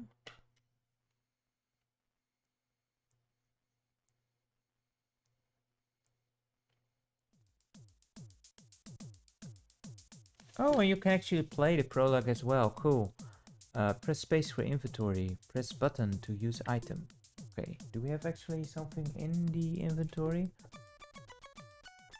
Loading times in inventory and such are probably a bit slow. Ooh, we have a sword, we have a feather, we have a fire wand, we have a navigator, and we have a net. And I think if you keep the button pressed down, you get a little description of it. Tion sword. You found this sword with the sword Tion written on it. With the word. In Calyx home. Who's Calyx? Hotkey is S.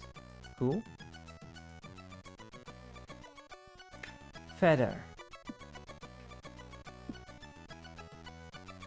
You can jump with this feather.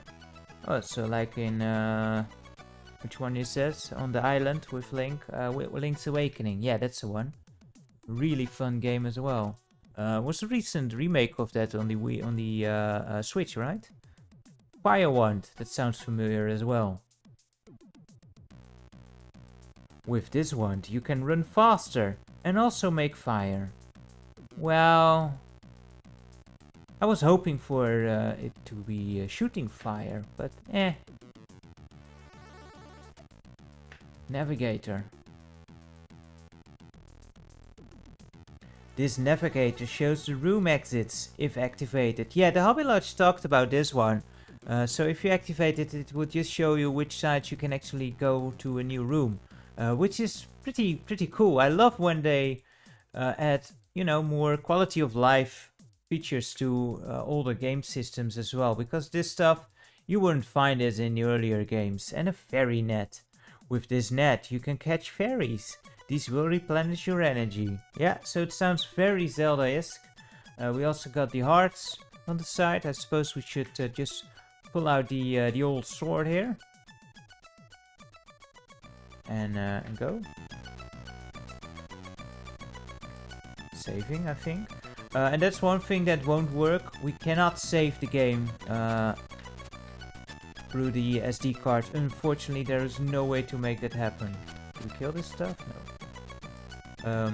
Which means that death will be rather problematic. Nothing there.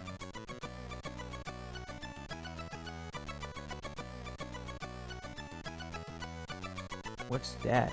Looks like one of those old bicycles.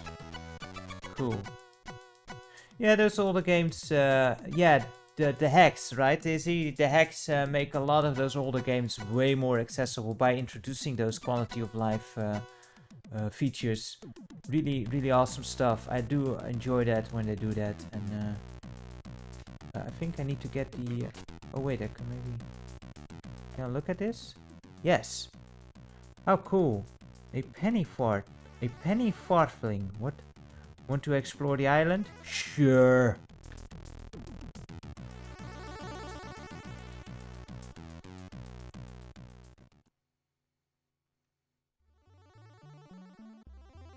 I do believe the physical copy actually on the disc, it does move or load a bit faster than this version. Can we actually go anywhere or no? Nothing seems to be happening. I guess you can only explore the island as you have... I guess that's the fast travel feature. Is my... oh wait, no, we did actually go somewhere. Okay, never mind.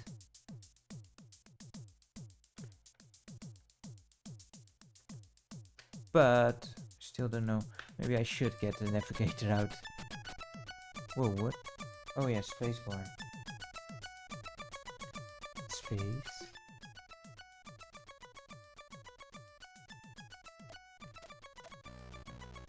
Navigator.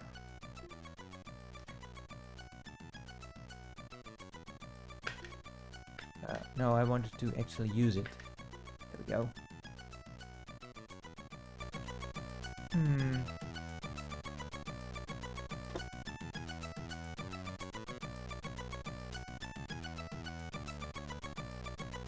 Still working? Yeah. Kind of curious how Twitch seems to have almost completely dropped off. No clue why, but it seems to be still working.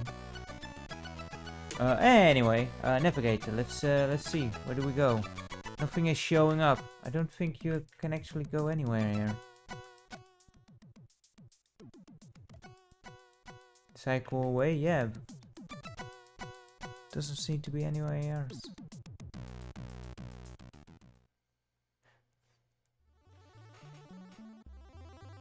I love fan translations as well. Undubs, I understand the need for them, but I can't read subtitles fast enough. I'm not sure what I'm moving there. But especially fan translations, like those earlier translations, they were so awful. And just going through other games now with... thanks for the follow. Awesome. Hey, there's a person here. Was she here before? Hey, stranger. What are you doing here? I don't know. What am I doing here? Oh, I tried to spell. Actually, I wanted to visit an old friend. Alright. But I ended up here. I will try to reverse the spell. Good luck with that. Wow, that was really insightful. And still, there doesn't appear to be any place we can go. But yeah, like early, like Final Fantasy II, compared, you know, the American version compared to the Japanese version is quite a difference. So, you know, makes a lot of sense to get the SNES version and put over a fan translation, which is just awesome because a lot of features also kind of got dumbed down in the American version. Of course, later on we got other versions of the game as well. Am I missing something?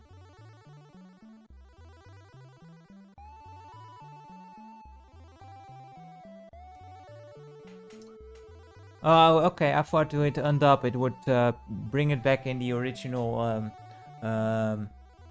like voice acting.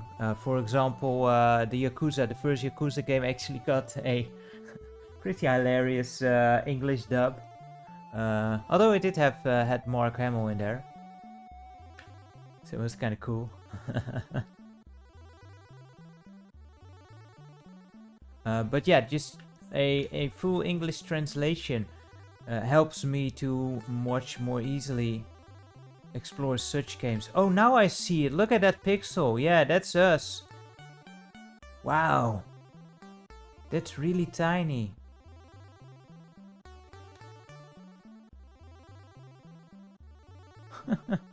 Finally. I guess that looks like a good place to go then.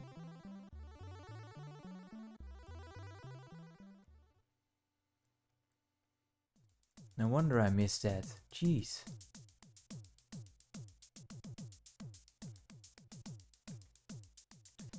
Tombs have ghosts and swords. Can't do anything with that.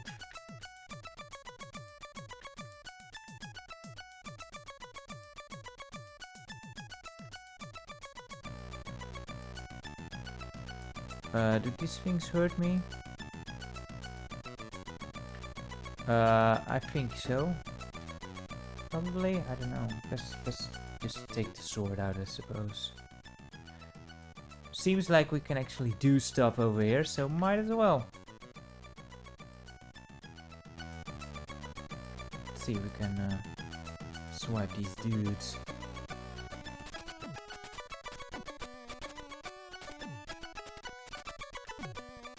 Yeah, they do hurt me, and we don't hurt them, it seems. So, you know, let's just forget about that, I suppose. Switches! Awesome! And a door. Can we talk to this dude? Slop lop. Uh-huh. Insightful.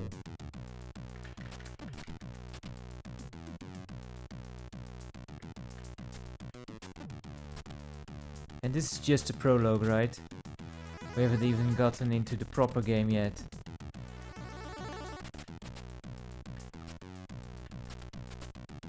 Okay, so you can kill him eventually, but it does take a while. I think we should probably avoid combat as much as possible.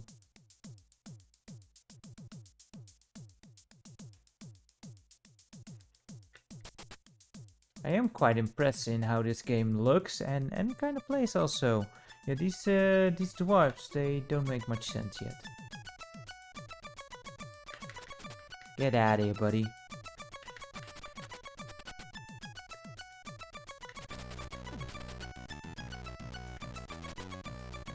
Can we pull the switch? I guess we can't.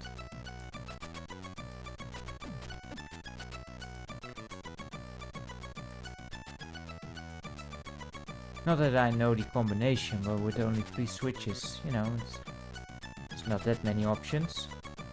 But it doesn't seem like we can't do anything with that, so... I suppose the switches need to be in a particular position. This is the entrance to the ancient temple. So, how do we open it? No, don't do that. Nothing there. Nope. Let's check down here. Is that a hole we can go into? Excuse me, sir? Yeah, still not helpful.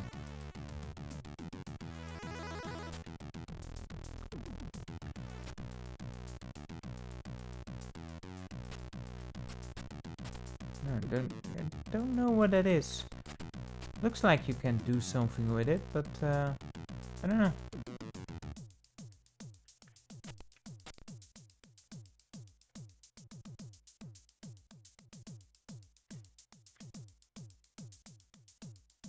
You're also talking gibberish? Probably.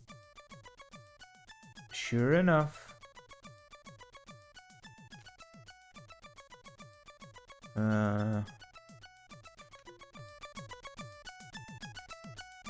What's the sparkly thing? Oh, it's just enemy, I think. Anything down there? No. Anything there? No. Just leave it to Seb to be to get stuck in the first area of the freaking prologue. Here the switches are up, down, up.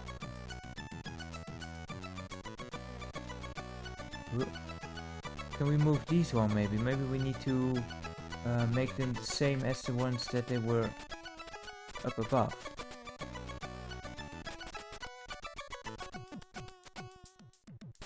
Let's get rid of the snaky.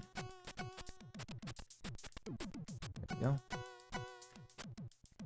Yeah, you can't do anything with these.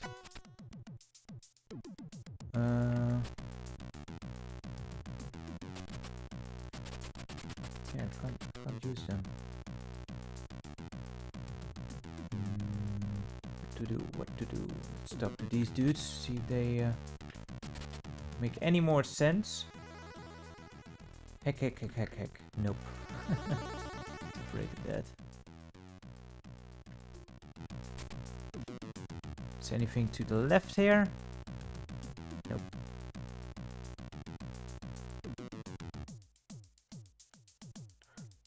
We do have that, like that thing in the middle. It looks like you can do something with it. Let's try. I can. Maybe you need to set that on fire. What do you think? Because we do have the fire wand here.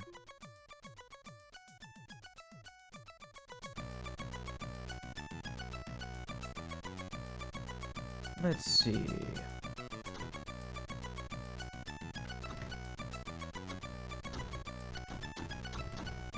Nope. I'm not sure what that is.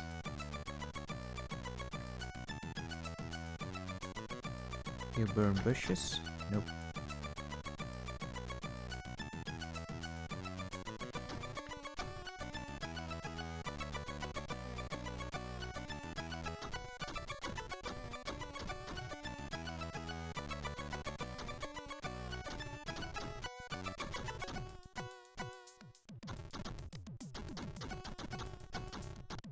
Can't burn the dudes.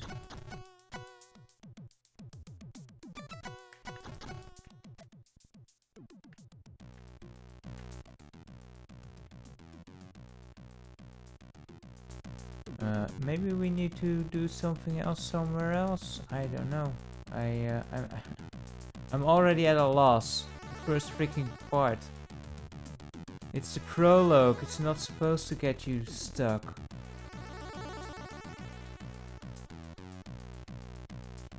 I just don't know what else to try. We only have a sword, a feather, and a...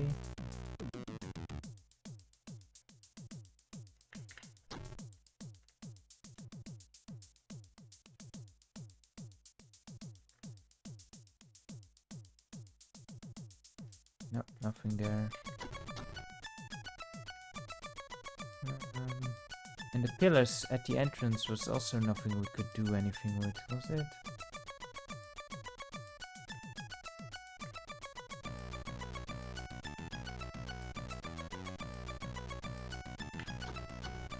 Nope, nothing. I believe there's also a hint button. Let's try. Yeah, that doesn't work in the prologue yet. Because it's too easy.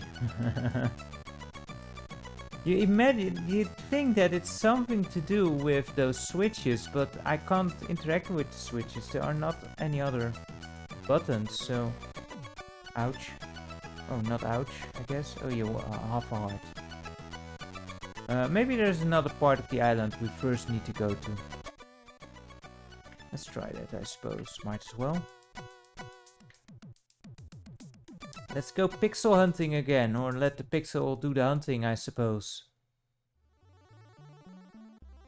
Yeah, the Hobby Lodge didn't even mention that there was like a prologue at all. At least I didn't catch that.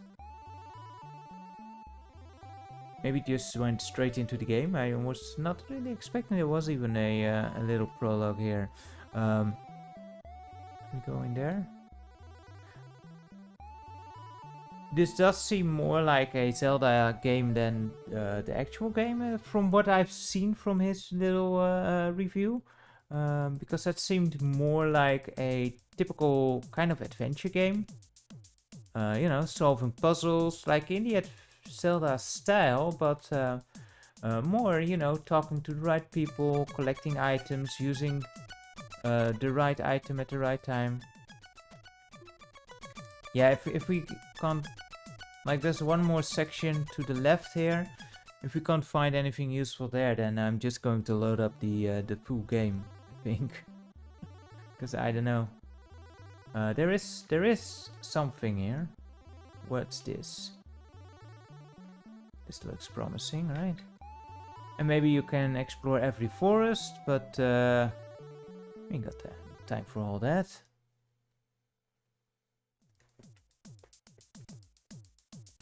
I do hope I can get it to run, actually, though, the full game, because multi-disc games are always a bit of a challenge.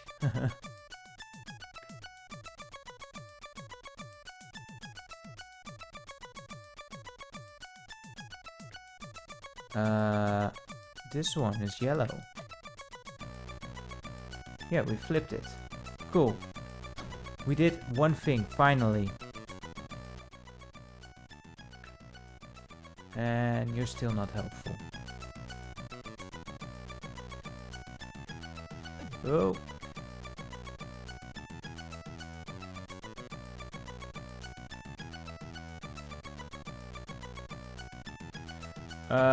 Okay, I see how this is going. And of course, I don't remember what the setting was.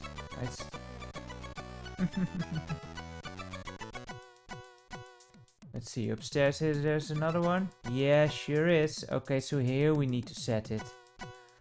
But I'm not entirely sure what it was set to. This was two of the same and one different, but I'm not sure if...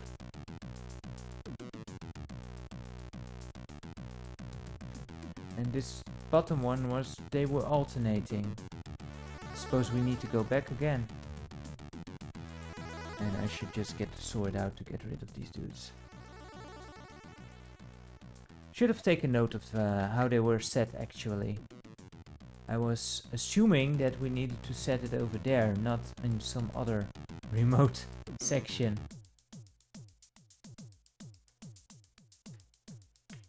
These were alternating, but I'm not sure if it's like this or the other way around. And then the center one we also need to figure out.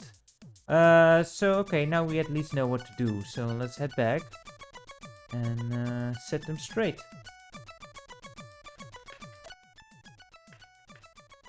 Why yes. I mean, this is why I take so long with any game, you know? I'm truly enjoying myself and using every minute I can to get stuck. So, you know, the game lasts longer. Or something like that. Like every forest is probably also an area to explore. Maybe, especially the bigger ones. So anyway, let's see.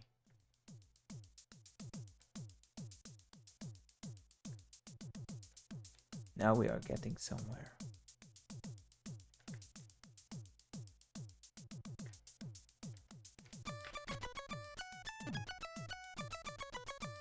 He hit me. So up, up, down. Up, up, down. And that one's down. I think I switched it to up. Up, up, down. And up, down, up. I think that's was correct. So up, up, down. And down.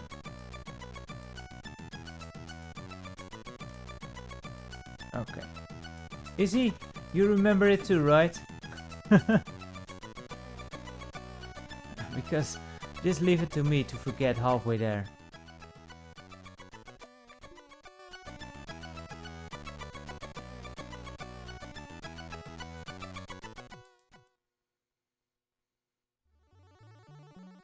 Man, those are some like lines they had put on this island. Look at how far those switches need to reach to actually do something.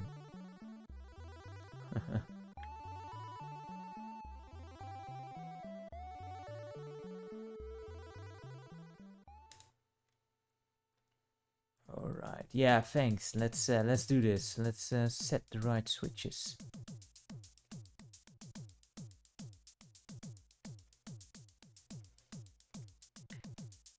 Not sure how you can replenish health actually. Yeah, so this one is up and down. But there we go. The earth is shaking. I must have triggered something somewhere. Yeah. Cool. Just to make sure. Oh crap. The other ones. I assume when that happens, it's just good, right? Although wasn't this one supposed to be up?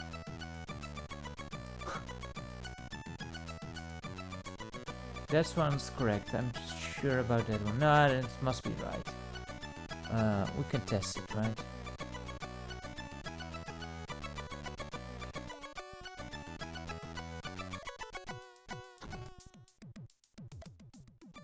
Yeah.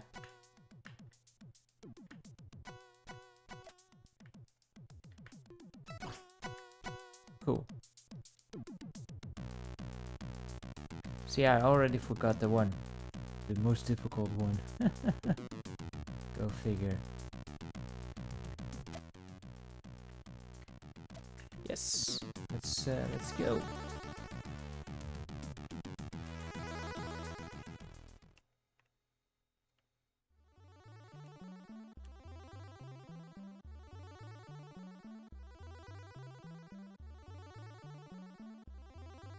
Back once more.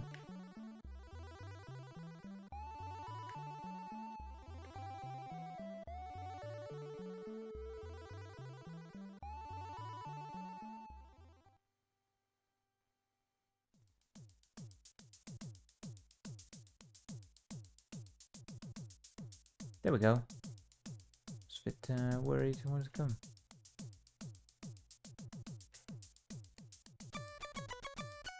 Yeah, I don't know. I wasn't really expecting it to take place in another place. Yeah, it's down, but hi? Nathan, please do not enter this temple. Are you kidding me? I spent all the time actually opening the damn place. How do you know my name? I know a lot of things. Please listen to me and leave the temple be. Who are you to tell me what to do? Yeah, man, I spent all my time actually opening up this frigging thing. Can we actually get in? There we go. And then if someone disperses into a flock of bats, I guess. Yeah, that doesn't serve to build trust. That looks like a lot of lava. What's this? A fireplace.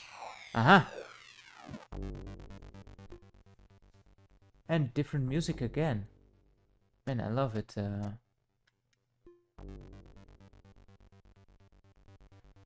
Such a complex game. And I guess we do the same here for a path to repair. That's a funky path. Oh, damn. I know what we're doing. It's going to be bad, isn't it? It's time to feather up.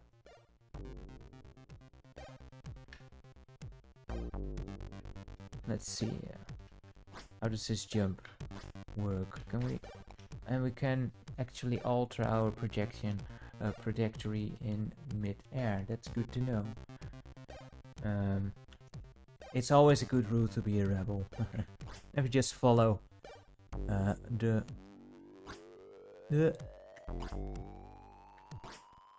just never blindly follow the rules, huh? Yeah, this jumping doesn't feel too terrible. It's easy enough to control.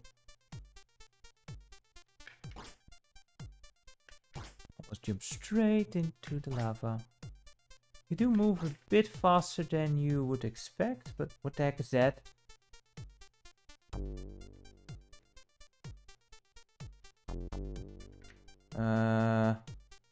Maybe it's time for the sword.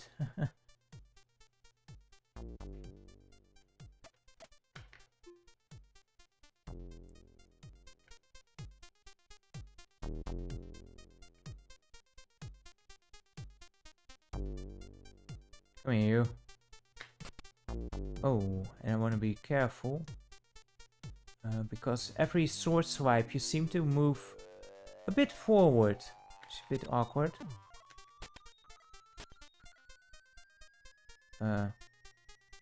Hey. Well, if you want to go that way, buddy, be my guest. I will just move out of your way then. Yeah, like Crusader Senti has the same kind of jumping, yeah. Also a really underrated game. Well, maybe not underrated. Just not very well known. It's also super expensive to actually get nowadays, unfortunately. But you know, that's where emulation comes in. Can I jump to there? Oh no, more dudes.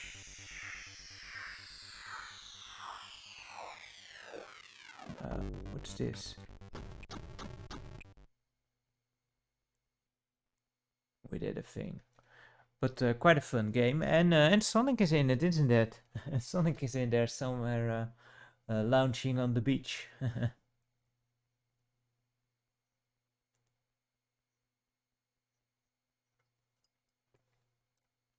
I never actually finished Crusader Senti though. Never got through it. It gets kinda difficult.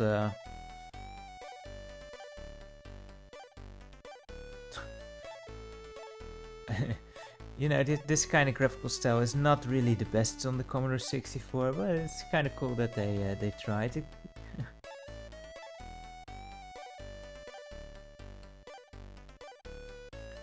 Wow, are you feeling as good as I do?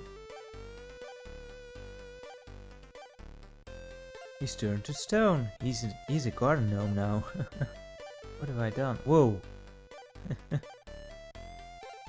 I must never touch anyone again. He's like the poor man's Midas.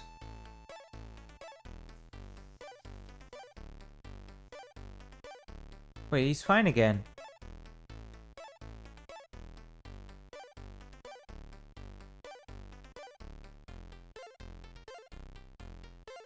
Oh. It's just standard for the gnomes to be to turn to stone when touched. That doesn't sound very good. Nathan's journey completed. Very cool. Very cool. Yeah, let's try and attempt to load up the actual game now. I hope I can get it to work again. This is a fairly recent update to the game. That it is actually kind of possible to do this, so I hope it kind of works. Let's see. And also, what comes into play is me actually remembering how to properly do this, which is also exciting, of course. So those homebrew and IKEA game. Okay, let's see. I stand on the disk that I want to load. I press Q. I hit the swap disk button. Yes.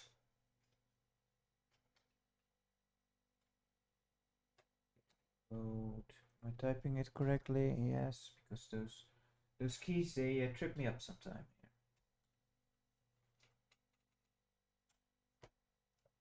Wait, what did I do wrong? What happened? Syntax error. Oh, I put the commas wrong. Don't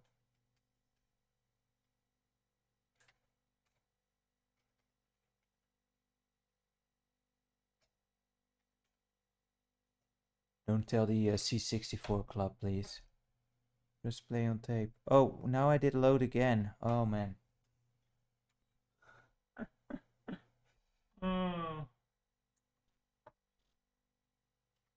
Yeah, this is now I'm getting now I'm gonna get kicked out for sure.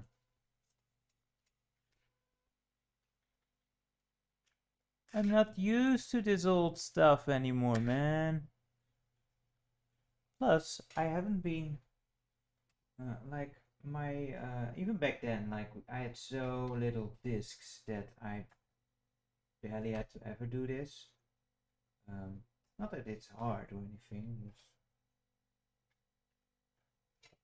Did I do it? No, I put a freaking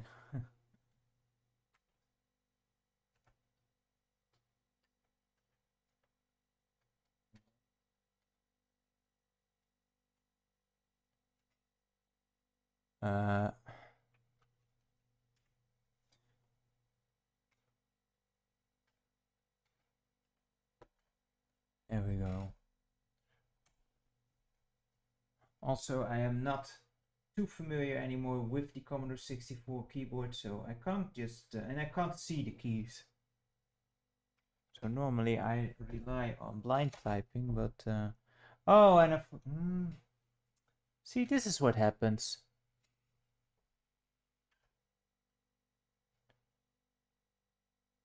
I need to swap disk, then load star, comma 8, comma 1. Done? I think, yes. Good.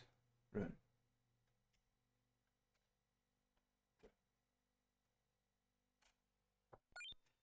Finally.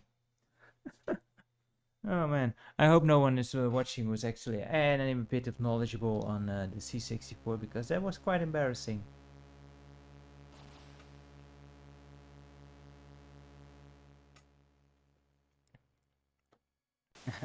No, easy. This is standard stuff here. It gets real complicated if you need to like find a specific file or poke something specific. which I'm never going to try. I will avoid every time. But yeah, this is what happens when you just rely too much on emulators, in my case, and the Mister to load your stuff, and you completely don't really remember how to do that, and just the keyboard being a bit different. But you know, we get it done. Eventually we get it done. And the SD thing is also a bit fiddly with, you know, you have to remember to hit the swap disk button, and so that it knows that it needs to actually swap. And now we have an actual introduction. Nice. Already, these kind of graphics, they work much better than the animated one we had before. Now, of course, you don't really depict like characters here. It's more like background droppings and such. But yeah, look how cool this all looks. Like, there's so many awesome demos also on the Commodore 64. There we have some animation. It is real interesting to see how they chose for this kind of animation on the C64. That's definitely something that is for the homebrew. This was pretty much never done back then. I imagine this also took them a long time to actually get right. But with those shadowy figures like this, it works a lot better, doesn't it?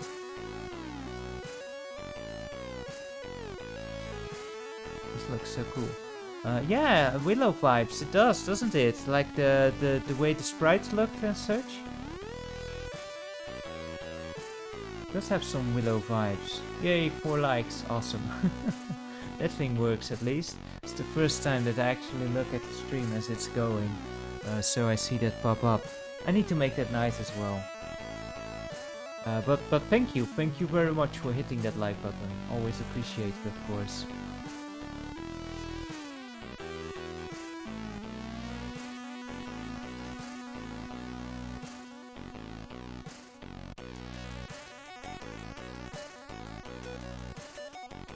Yeah, impressive intro.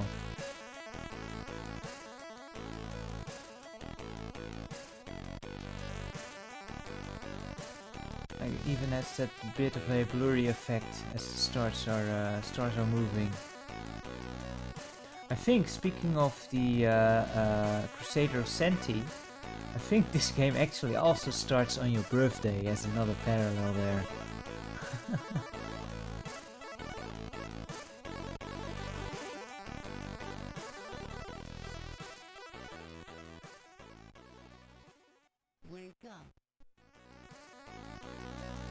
What's that? Wake up? Wake up, yeah, wake up, Trevor. Yeah, little speech synthesizer there. Cool.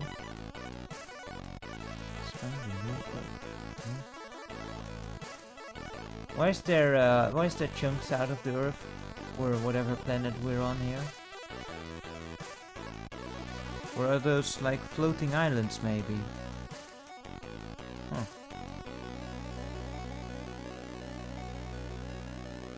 Also, is my aspect ratio not set correctly? Because that thing looks like an egg.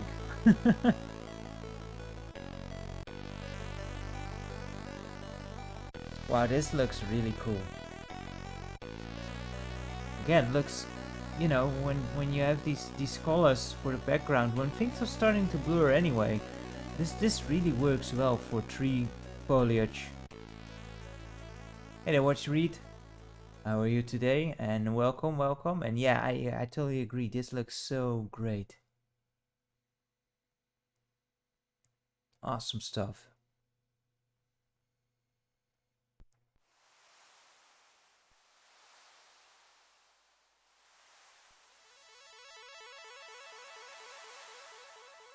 And there we go, Ligia. Free version. I think if I remember correctly, I need to actually, because we cannot save through this way, I need to actually hit the continue button. Otherwise we might crash. So let's do that. And hope for the best. Insert a disc 2. No, I have not seen the new Blade Runner demo. I mostly check out new homebrew games, but not so much the demo scene. I kinda, you know, if something gets uploaded to YouTube, but I don't hunt them down myself or keep track of what's being released. But should look, we'll look that up. Thanks. As I was just saying, like, there's so many amazing looking demos on the C64. It's quite amazing what kind of effects good coders can pull off of these things. Wake up, Mora. Oh, it's Mora. Or is it Mara? No, Mora, right? Mora. We have a Mora here. She makes croquettes.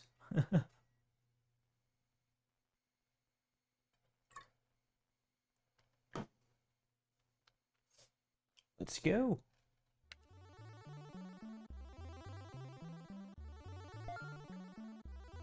Home sweet home, the best place to be at. Ain't it the truth? Do Pretzel's dream? I will look up Do Pretzel's dream after the stream. Thank you so much for that. Always love to see some great things that people make possible on the old 64. Hey there, buddy. Oh, it's dead. Happy more birthday. I hope you are happy with our birthday presents in the chest. What chest? Where's the chest? Where's my presents? Yeah, Techno Sufi. This is kind of like a Zelda-like adventure game on the Commodore 64, which is kind of a rare thing.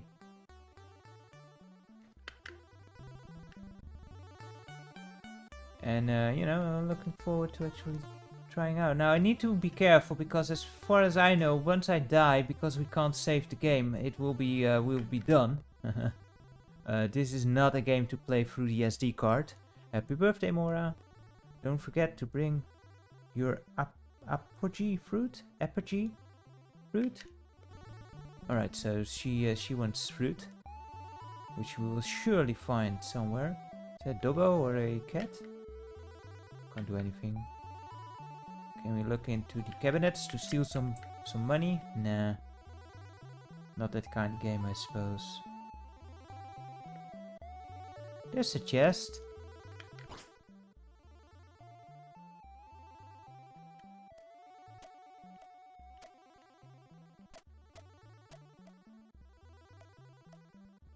So this is basically the stuff we also saw in the prologue.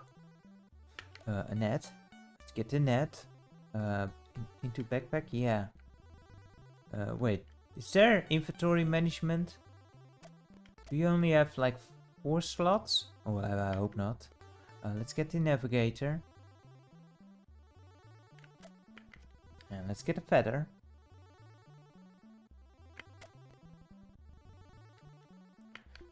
So one thing we don't have that many of, like pretzels over here, man. We lack good pretzel makers over here in the Netherlands. I mean, some bakers have them, but nothing like the ones in the US, unfortunately.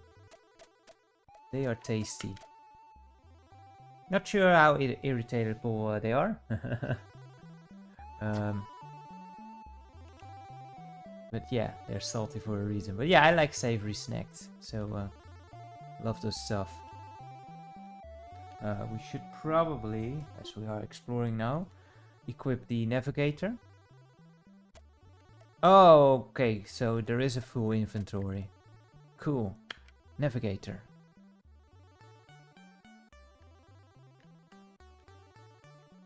Because what the navigator does is, if you press the button, it will show you the sides of the screens you can actually walk off to. So, you know, really handy. Should we thank Dad? Yeah, I totally agree. Let's play, replay. Sorry. Watch replay retro. This is an absolutely fantastic font. This is the best font I can read today. I've messed up quite a few words that were right in front of my face, but these are great birthday gifts. They were not easy to get. Yeah, I'm sure a feather is very hard to get. Although this feather does make you jump, so, you know, it's a special feather. And she wants to steal the fruit. Okay. Let's go outside. Explore.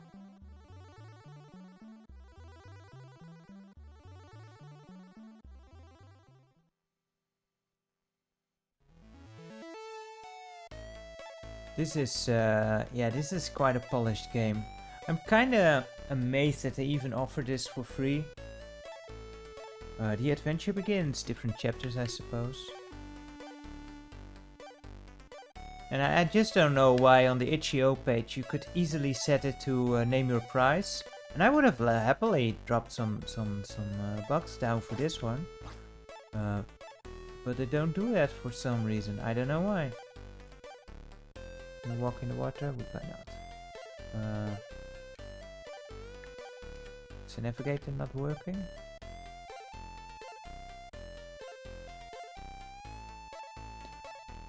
But there is also a physical... Hello, Mr. Magician Man. A physical release of this game. But yeah, physical releases can get expensive. Although this one's not too expensive, actually. I think only like the biggest version. Excuse me. Are you Mora? The biggest expensive version is I think $30 for the exclusive... what's it called? Like the collector's edition. So, you know, when it comes to physical releases, not that expensive. Yes, why? A higher power has appointed me to help you. Awesome. Do you want to talk to me about religion? You would expect that, right? Not really.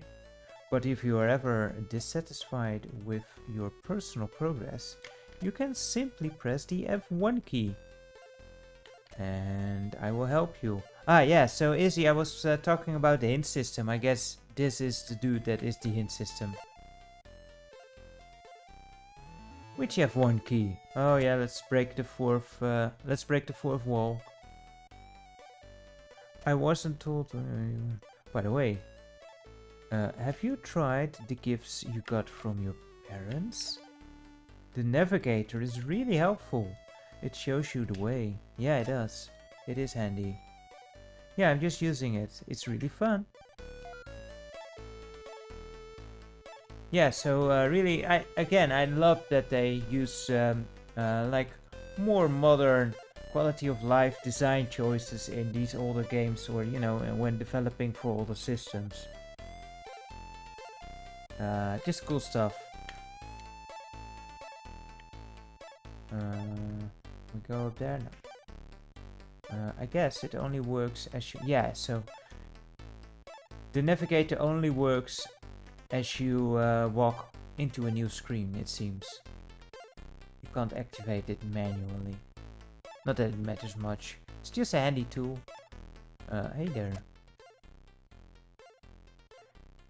Hey Mora, happy birthday! Sorry Mora. I'm so angry. I have to calm down first. For what? What happened? Is it Mora? No, it's Nora. It's Nora, not Mora. See, even the good fonts I mess up. I need a lamp to climb down. Okay, so let's turn down a lamp.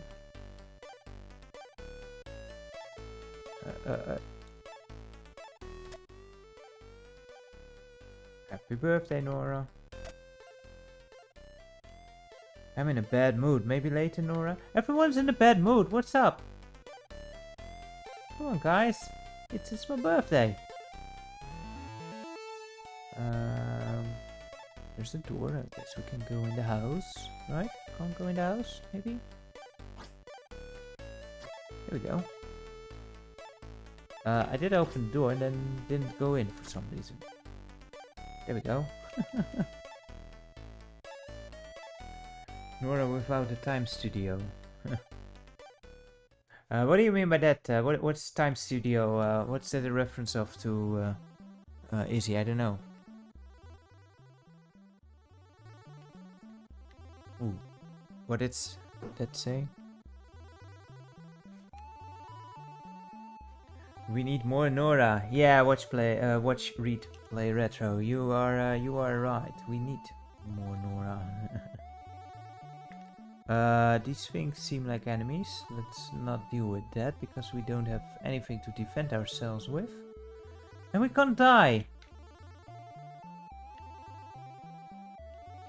Is this like a school? There's stairs, but that's... Is that something we can pick up? No, that's not something we can pick up.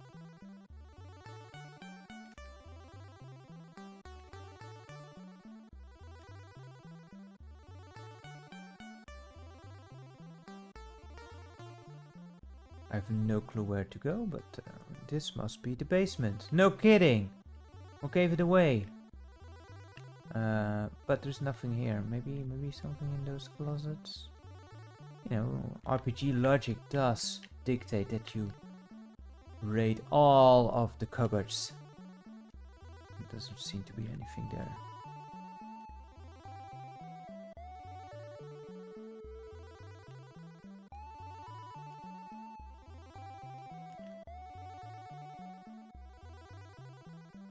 Maybe something will appear there later. Who knows?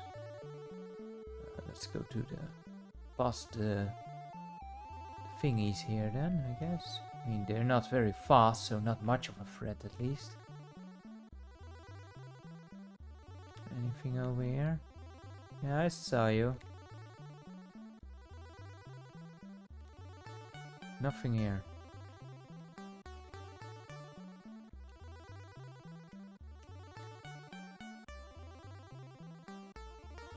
Oh really? I have never heard of that game. What's it like for you? Is it any good? Nora and the Time Machine, or what was the time? Nora and the Time Studio. Yeah, never heard of that. I did play a bit of DS games even, but yeah, that was...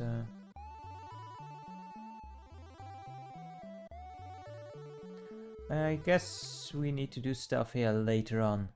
Someone's probably going to send us here. Maybe to clean out the place, who knows? Lovely music too, by the way. Always something to appreciate in these games. And different tracks. I also, you know, it's a small thing, but I like the transitions.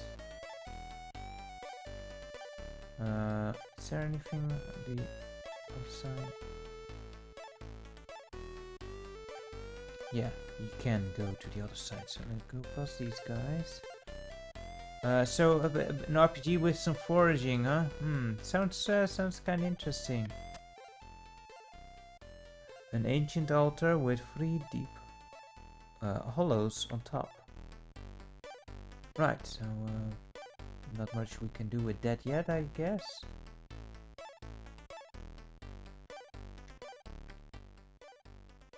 Some ancient winged ones. Couldn't go anywhere else here, right? No. Also not here, so let's go the other way. I'm not sure if the bunnies hurt us, so you know, best to avoid them, I suppose. We can't go down here though.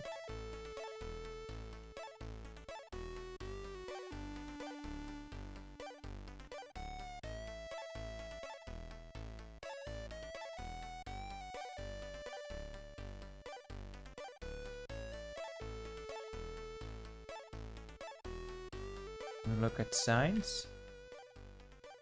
To the mansion.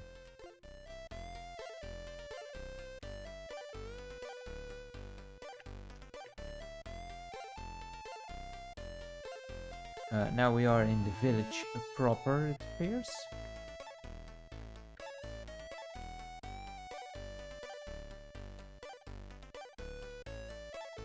Is it kind of like a room factory in that regard? And you know, I guess what's the other more popular one actually? Harvest Moon. There we go.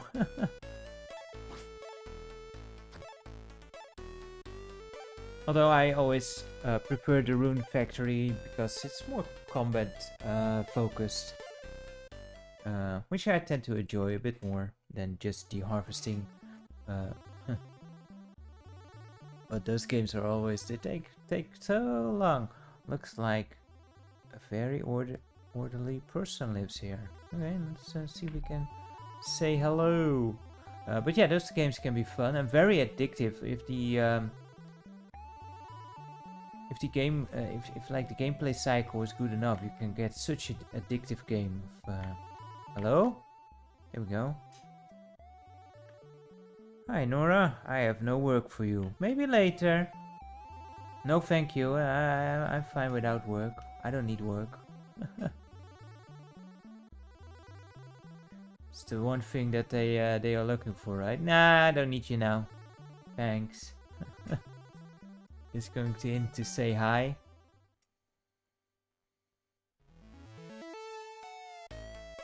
Yeah, that's what I mean, those transitions where you go from one screen to the next and just the music, you know, fades in and out. Kind of nice touch. Just a small thing, but it does help make it set it apart. Oh, there's a sign we missed here. House of Quests. There's also one quest that actually gets resolved automatically in this version because of the inability to save, as I understand it. Oh, I missed that guy. He kind of blended up to the background. I am a beggar. Well, good to know. The way to Elmira, I said that one from Tiny Toons, right? That hugs the animals to death. But that's with an E, not with an A.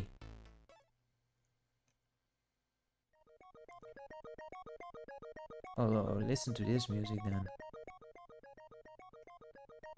The Fortress of the Lords. But yeah, that looks like stuff that can hurt us. I expect we first need to find the sword before we explore the outsides.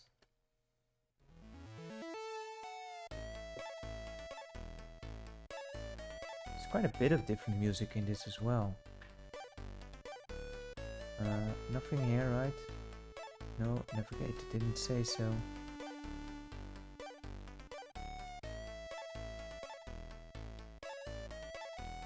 Is her head kind of changing color now and then? Yeah. Sometimes it gets a bit blue. We do something with... See? Is that like... Huh. It would be strange if this deer would be talking. It would. I thought it was a cow, but... I guess a deer works too. But, you know, deer don't tend to walk into villages that much. Hey there, buddy. What's up with you? Happy birthday, Nora. Nora's, everyone knows Nora, apparently. Have you got a bad mood as well? Let me know if you need help, okay?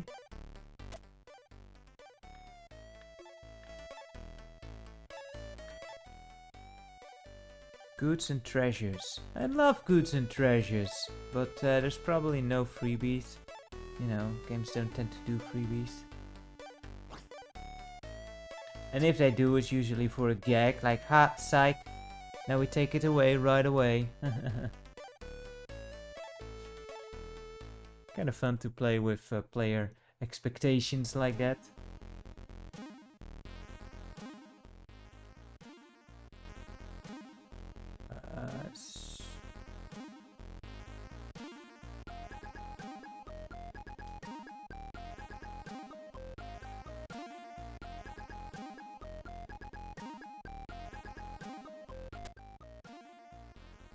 Happy birthday, Nora. You are too early.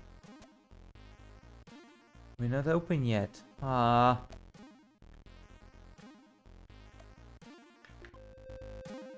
Yeah, I mean, every decent protagonist gets at least a rusty old sword for their birthday, right?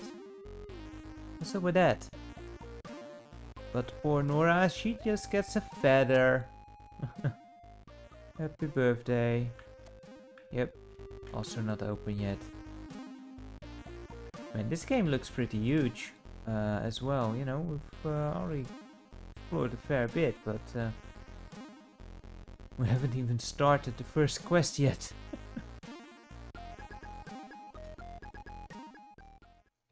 Like, we've played through entirety of Kame, but I doubt we could play through the entirety of this one. This one would take much, much longer. It's 4 discs for crying out loud. Although, you know, the first disc is just the introduction, I suppose. Let's go over here.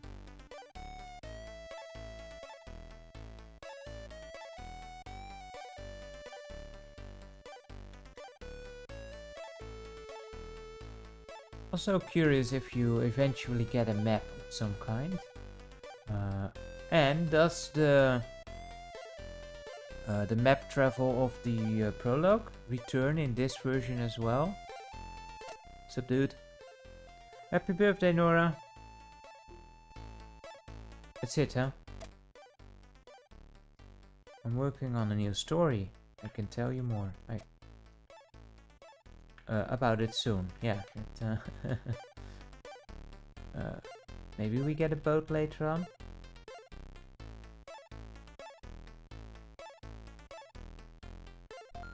Oh, we can pick those up. Oh, interesting. I think there were a few more. I thought they were bugs or something. Is that the money? Hunter's Field.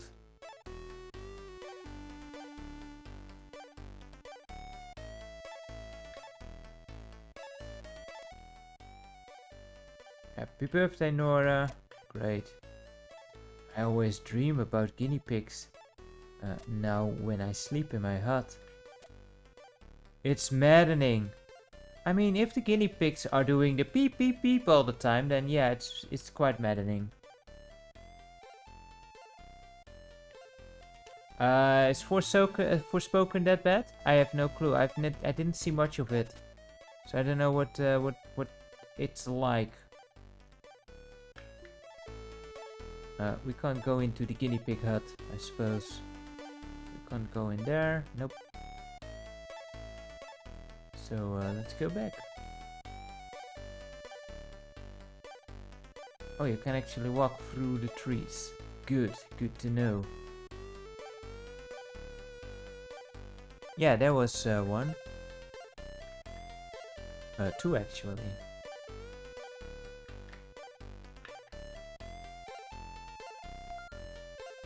I mean, she at least does the old Link grab item thing, so, you know, she's got that covered. Hello? Hi, I just got back from Ribola. Uh-huh. Oh, wait, should talk to her again, maybe? Nope, she only has one line. I do like it when games use different lines, you know, if you talk to people again. Although I don't like it when stuff gets hidden through that, you know, some games do this obscure thing where you have to talk to someone 10 times. And then they do something special or they give you something. So what's this? What the heck is this? Oh, it's for Mom. Mom wanted the fruit. Uh-oh.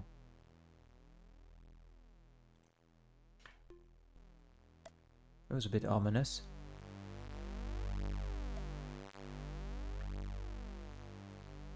And the music has gone all ominous too.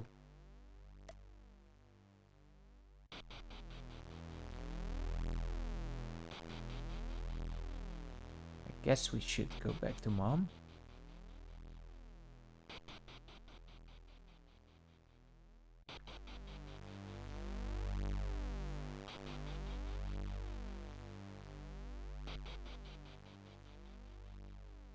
Combat's pretty blah and Forspoken.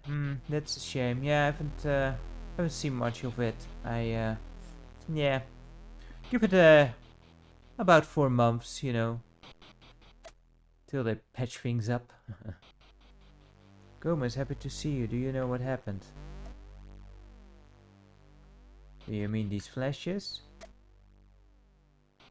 Yes, exactly. What happened to all the other people? There's an ancient story saying only a witch can help. I do know a witch. Her name is Iria. She lives in the forest to the east. Alright, so can I use my sword to fight in the forest? Did you go to the forest? Have you seen the witch? I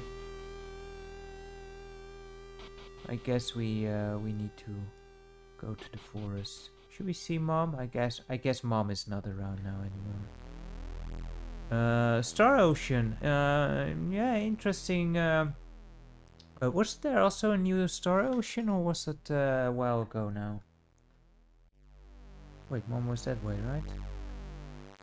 No?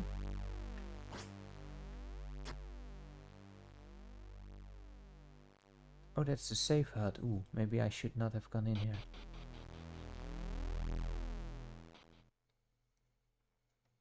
I've not actually played through the Star Ocean games. Something that I should probably do. Wait, is the shops now also not here?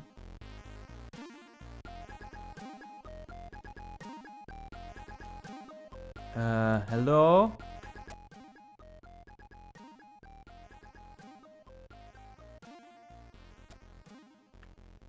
Yeah, all the people have gone, I guess. Oh crap. It's like the Terranigma opening this. Kinda, with people disappearing. Man, that is one fine game as well. Yeah, the Star Ocean games is one series I would like to get into at one point and just go through them. Never think the one I've seen the most of is probably, was it the third or the fourth one? I don't remember. Was something like The Last Hope or something? Well, it seems like a cool little RPG series. Ooh, a bit of stutter there. Huh. Yeah, sometimes it's a bit stuttery. Let's go to this forest and there's a witch then, I suppose.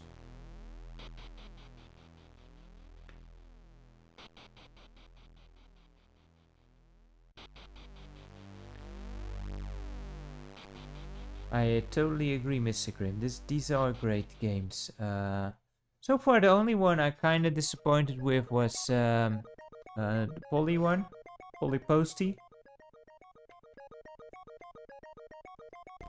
Love the concept, just the execution with a time limit that was just totally ridiculous, not so good. But the other games that we looked at today were all excellent.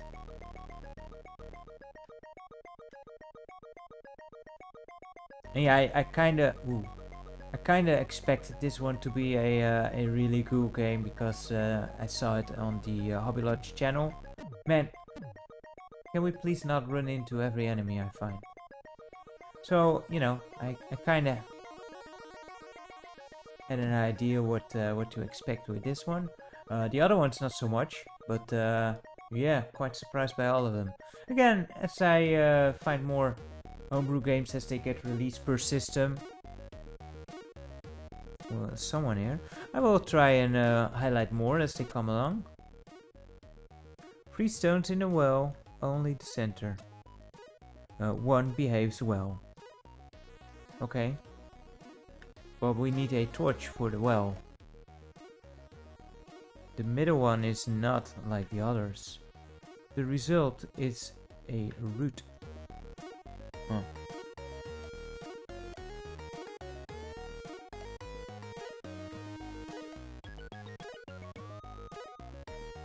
Huh. So it is called The Last Hope in the fourth one. It's on PS2, right? I think that's the one that I played the most of. Star Ocean, that's the name of the series. I'm going here, right? Nope.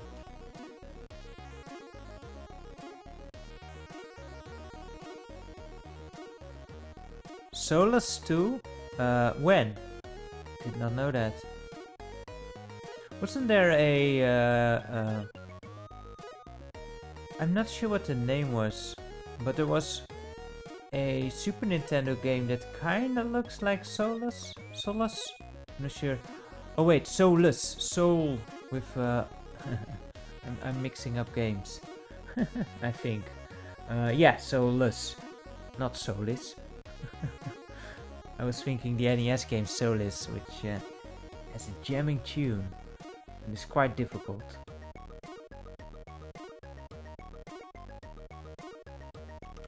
Yeah, the Star Ocean games, I really want to get into them sometimes, but you know, I'm always like, if I want to play a game, I want to get the whole series. So probably start at the first game. First game is on the SNES, right? And go from there. Not sure how wise that is, because those games are pretty lengthy. I used to work for a man called Kieran. His dog's name was Rufus. Sadly, Siren died very young. Solstice, that's the name. Thank you, Mr. Grimm.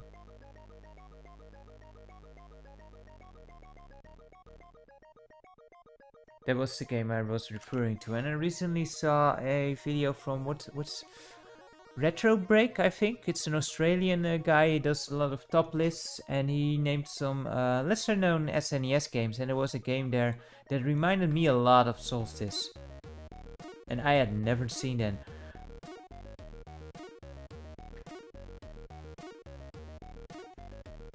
Which one would you recommend, Izzy? The remake or the original on the SNES? Because sometimes that does matter.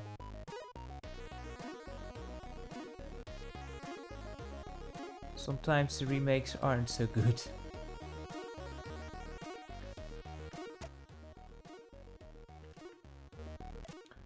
Which also, interesting enough, goes for the Broken Sword games, Mr. Grimm. I would love to do those sometime with your expertise, if you would be so kind, of course. But I've noticed, I've checked them out, and that I actually remember playing through the Director's Cut edition and the original, but that was very long ago. And I did not notice as much of a difference before, but now I do. And that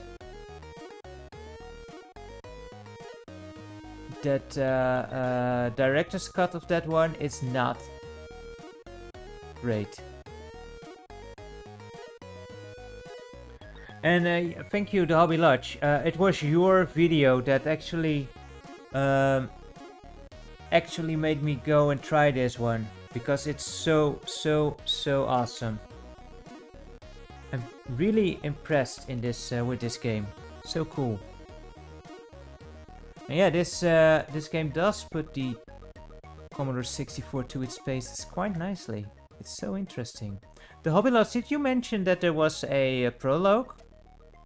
Because I didn't expect there to be one, and it was quite interesting as well. You don't want to know what's going on? Yeah, so she is the witch. Yeah, she has the right name. Yes, of course. What happened to the people? That is a long story, too long to be told now. You must find the three hidden spellstones.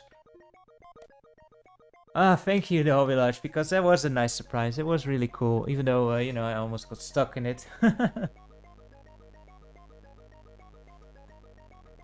It looks so amazing. And there are so few games like this on the Commodore 64. I know there are a few, like also pretty much all homebrew RPGs.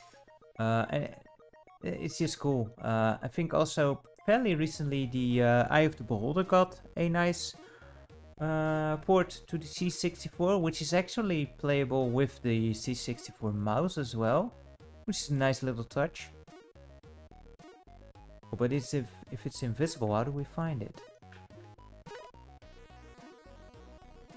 Yeah, how do we find it? I will remove the spell. That's all I can do for you now. Well, sounds good enough. Watch out! A lot of magic has escaped into the world.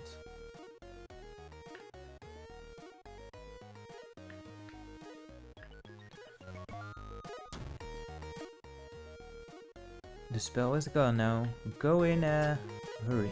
Go in a hurry. The hobby logic, I'm not playing it in the most best way because I'm playing it through the SD card here, which does mean that I cannot save.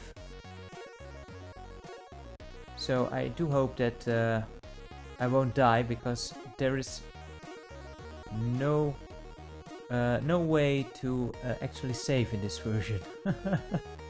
So you know, it's gonna be fun. But I just wanted to check it out and just see what it was like. You know, I can always play the digital version also through the Mister, for example, and then you can save just perfectly fine. I want to check it out if it actually worked. No problem, man. The caps, it happens to everyone sometimes. The Isle of the Cursed Prophet. Is that the one with where you play as the witch also? Which is a turn-based RPG?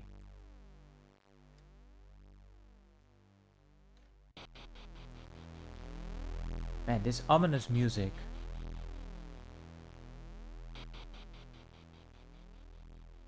So in the village, she said, right? So somewhere in the village we have now... Maybe in the house? That was empty.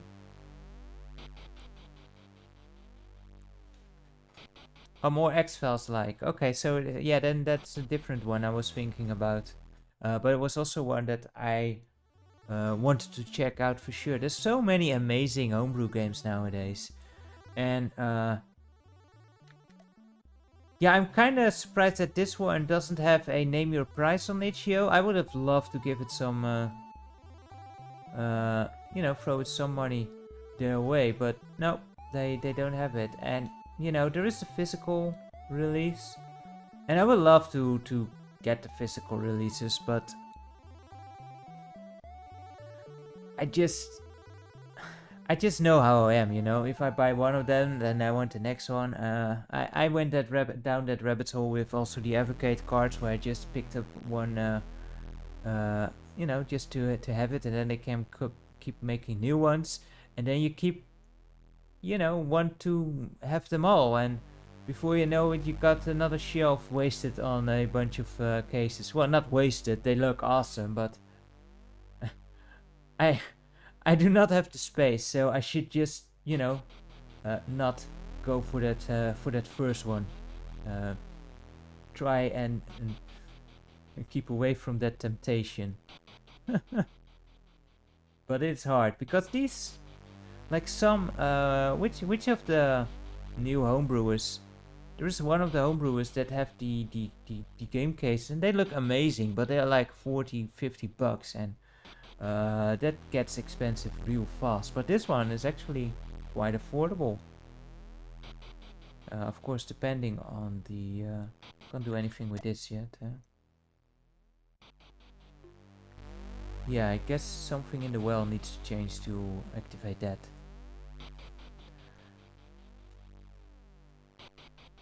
I don't know where to go. There is the tip button, of course, always. Which is a very cool little addition as well. Again, I love it that they use these newer quality of life settings.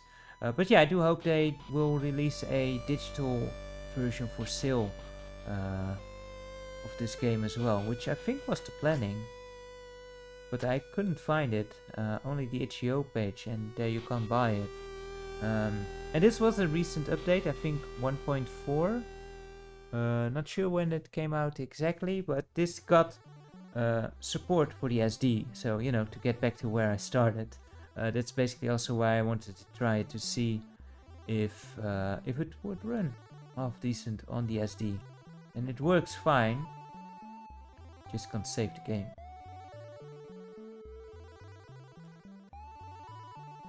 Is it in the basement now? Because that was empty.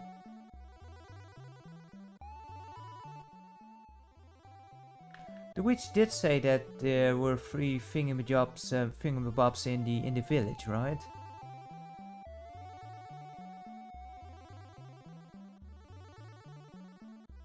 Or was it in the forest and did I just read it wrong, remember it wrong? You know, as per usual. Not sure if you guys heard me. Also not sure how you can replenish health. Maybe enemies drop health if you happen to kill them, but that didn't happen in the prologue. Alright, so it is in the town, so okay, I'm kind of on the right track. I just didn't find a correct screen yet. Oh, catch a ferry. Are these ferries? What are ferries? These look like ghosts. Yeah, that's what the description said, indeed. Let me also see, because there's also hotkeys, right? It would save on a bit of saving time. I also, if I understand correctly, the save or the loading times on the SD card are a bit longer than the actual disc. I press the... yeah. Let's see if I can find some.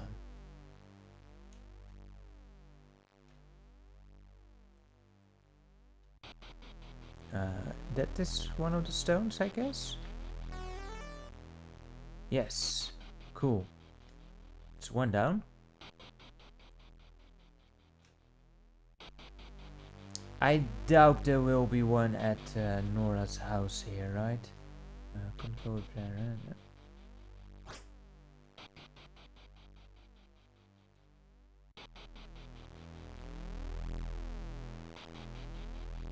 Well, we're here now, so might as well check, I suppose. But doubt it's in here.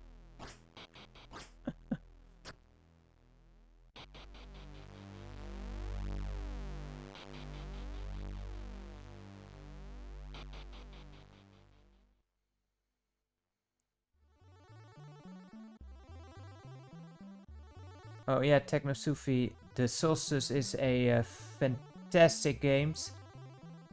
But man, is it difficult to get your way through it. And the isometric viewing point makes it even more difficult, but it is a lovely game. And that soundtrack by, I think it's from Tim Follin, right? It's legendary. I think it's only the one track, but he's managed to make it sound like all kinds of different tracks. Wow, the Hobby Lodge, yeah, a map would be amazing. That would make things a bit easier to navigate through. I'm curious, I'm not sure how far you've played in the game, but does the map thing that you have in the prologue, where you move over the island, does that also appear in the main game? I kind of like that mechanic. Haven't seen that much in a Commodore 64 game. Yeah, Technosufi, I don't blame you. Solstice is a super difficult game.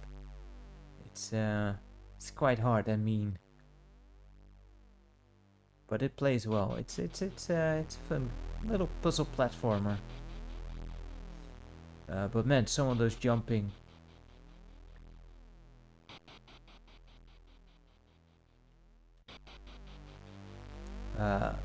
Landstalker Izzy is a game I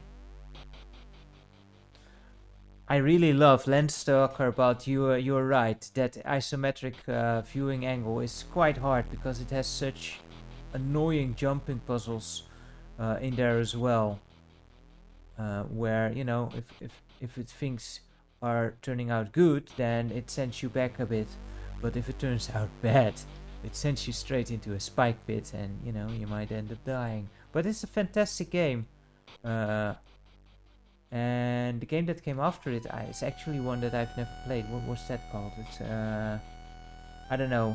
And Alundra is, of course, a lot like Landstalker, kind of. And Alundra, The Adventures of Alundra, is probably one of my favorite games ever. Yeah, Light Crusader, that's the one I was thinking of. That's a game that I still need to check out at some point. Hey there, Connor. How are you today? Things are pretty well over here. Enjoying some very good homebrew games. Played through a couple, and Only one kind of dot in the bunch so far. No, it's at the front here that we can go up, right? Up here. Yeah, that's a perfect place to hide the stone here.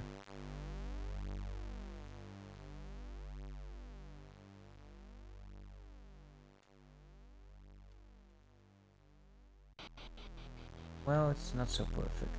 Yeah, Alundra is it's an amazing game. Easily one of my favorite games ever. I enjoy it more than the Zelda games I've played, which is saying a lot because I also really enjoy the Zelda games. Also very puzzle focused, which is cool, and some cool combat. But just the design, the story, the characters, really deep stuff. Cool. Man, where's my other stones? And the sequel is kinda okay-ish. Like on its own. Oh, there's one. Wow, totally missed that. Although it's just not Alundra. Connor. We are playing Lykia or Lykia, I don't know, Lykia or Lykia, The Lost Island, and it's a homebrew game for the Commodore 64. I'm actually not sure when it came out, but like last year, maybe 2 years ago. The Hobby Lodge, do you happen to know? Mr. Grimm, I like Alundra, The Adventures of Alundra, more than The Legend of Zelda. I find that a true Zelda beater. I know, shots fired, but it's true. It's an amazing game. And the sequel is kinda fun on its own, but compared to the first game, it has no right to carry that name. Let's put it mildly.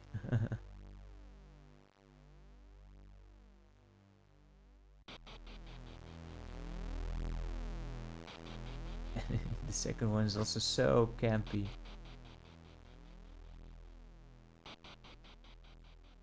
There it is.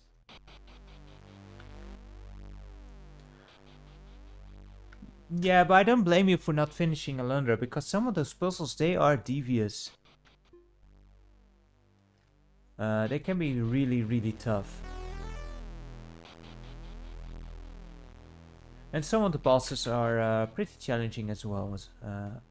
So should we go back to the witch now? Probably? I still have not seen a fairy.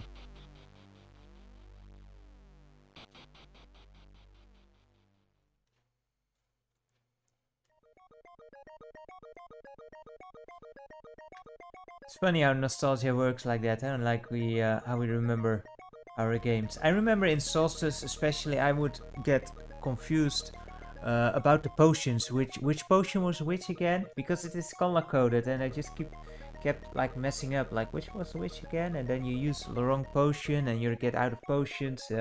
Such a mess. Good times. It isn't this. It was from this year. Wow. Yeah, but the physical release was this year, I think, right? Like the game on itch.io, it was a bit. Was I think last year then, right? Izzy, the Falcon games is like East, right? The East games. I love the East games as well. Or is it is? How do you say it? That ever old discussion. I always say East.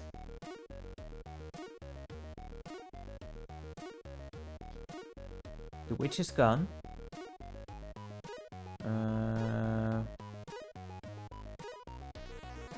So, are we supposed to do something now?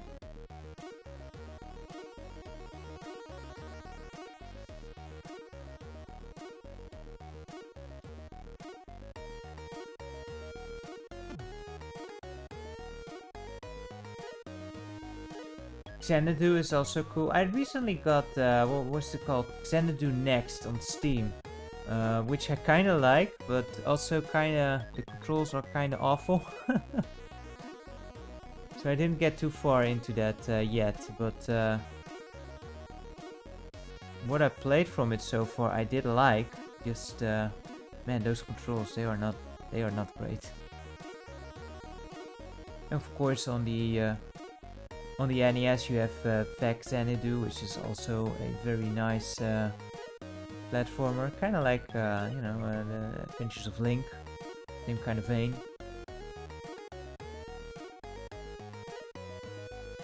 Lovely stuff. But yeah, Famicom has some great games for sure.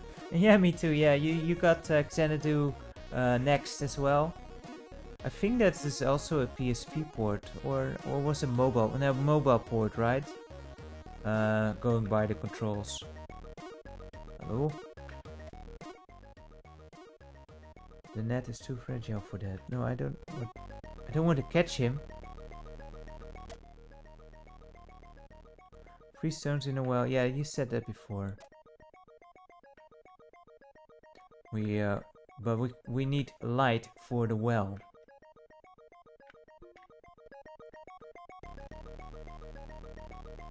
It's just that yeah, Xanadu next. You want to use the mouse to move, and it just doesn't work well. Or well, you would prefer to use actual the joypad, but that's impossible. It's not happening. You need to use the mouse, and that's just not very precise. I still have not found a freaking fairy. Or maybe I have, I just don't know what they look like. Pretty sure I don't want to catch a snack.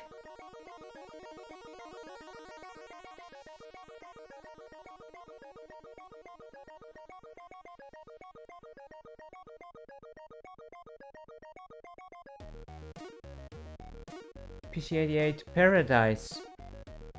PC88 is also a system I have very... We can solve that puzzle, Hobby Lodge. I will check it out. I will solve it. Yeah, PC88. Some really cool games on there. I will check out that series. Thanks for that little tip there, Mr. Grimm. But yeah, a lot of cool games came out on that.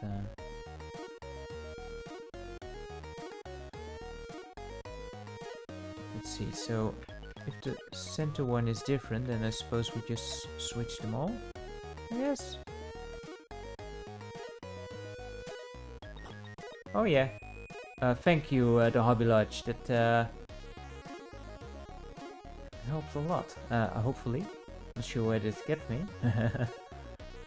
More snacks. Snacks are not good.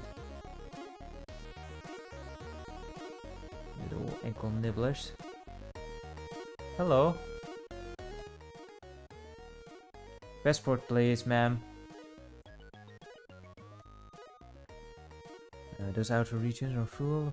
How come these dudes? You got a sword? No, we are the only protagonist who did not get a sword for her birthday. Thank you very much. Is there a complaint form I can fill out somewhere? Yeah, yes, it's the same thing. So, yeah, we need a sword, but where do we find a sword? How do we get into the well? And where do I actually go now that we've found the 3 keys? Is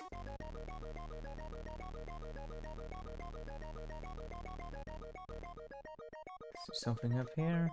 Nope. Yeah, the sword is the passport. Good one, Izzy. Seems like it. Like in most of these RPGs, isn't it? Although, you know, you can, in Ocarina of Time, you can bypass the guard there without a sword. If you, I think it needs a particular roll.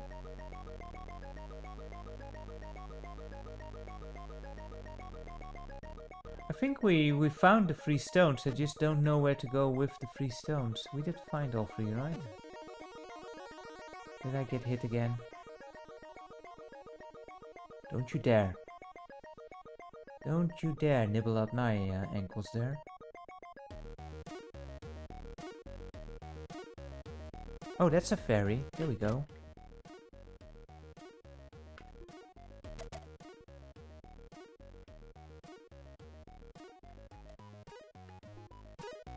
How does the fairy know Nora's name?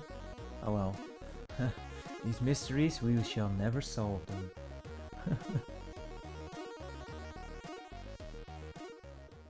The witch was gone. The circle was empty. Because she was in the circle, the stone circle, right?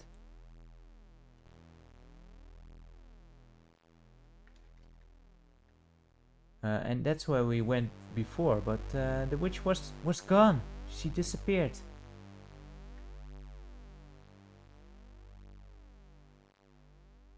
I could just test out the hint system, right? Because that's also a nice little feature. He even appears on screen. That is awesome. Do you need a hint? Yes, please.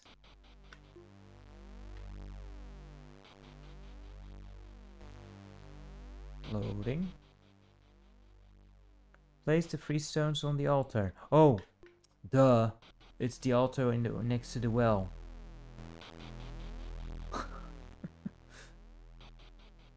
Should I explain it more? No, no, please.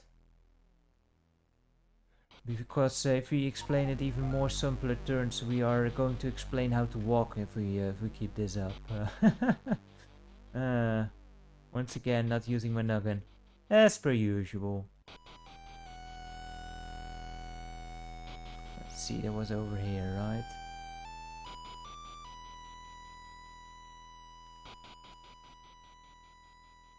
Yeah, I really do like that.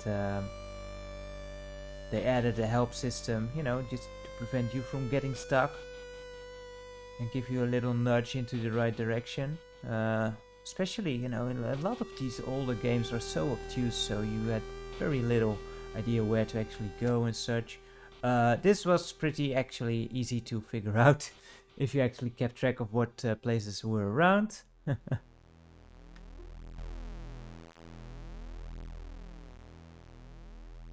Yeah, maybe that'll come up now.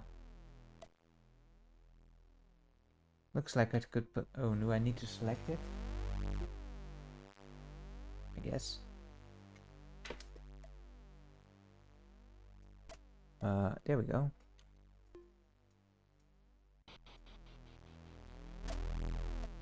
I also, I did not check it out now, but I do like that they added... Oh, I need to... The first stone fits. Oh, I need to actually go into the inventory each time. But yeah, then I can demonstrate what I was talking about. I do like they gave each item a item description as well. That's pretty nice.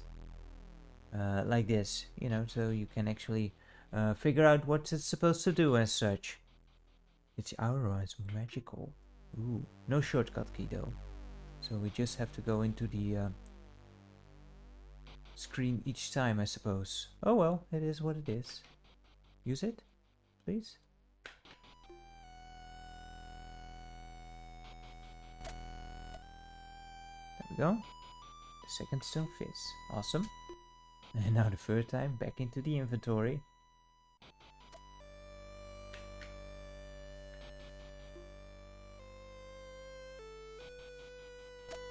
I mean, this is kind of cumbersome, but you know, these are the limitations of the system. Not much you can do about this. And just that there is an inventory screen like this is so, you know, already so complex for this kind of system. Especially that you can pull out different items and use them in different spots. There were games like that, but not as many I can recall that worked as well as this. The spell is broken. So now we can finally give Mom her fruit, and maybe she will actually give a nice birthday present in a sword. Right? And we're back to happy music. Cool.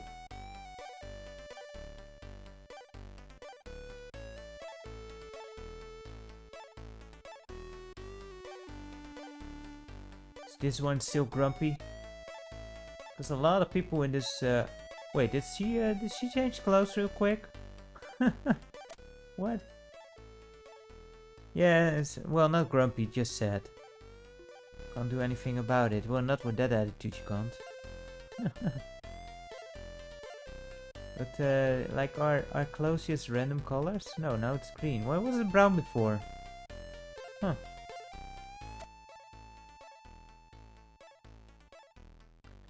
If only I knew Eric's did this to me. Who's Eric's?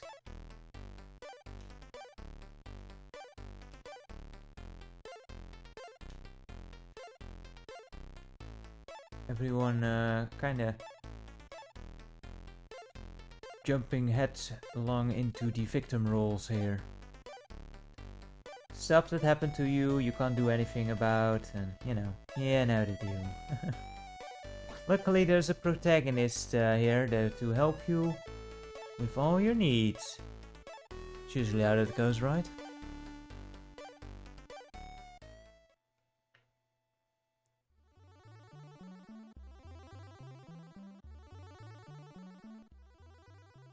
Home sweet home. Sweetie, please visit the forest. Why? There's a swan that needs the fruit. Oh, it's not for her, it's for the freaking swan. Okay. Back to the forest we go. But first, let's check out the other dudes and dudettes in the village. Especially like the quest giver, I suppose.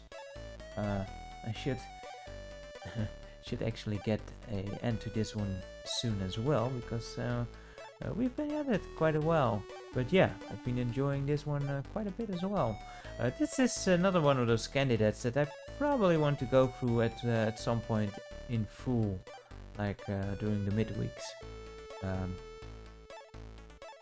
The same as with Lester. Next screen. Both games I just want to really explore more of. Now she changed the clothes again. Why?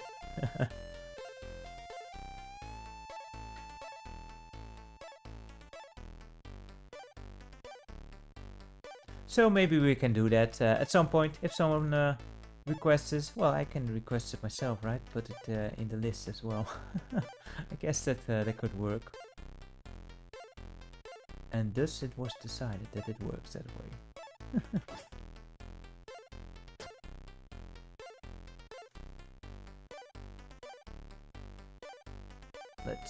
Let's see if wait, no, this is a shop, right?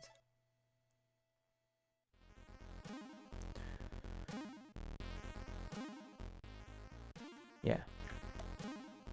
We can see if we can actually do some shopping now that we restored the village.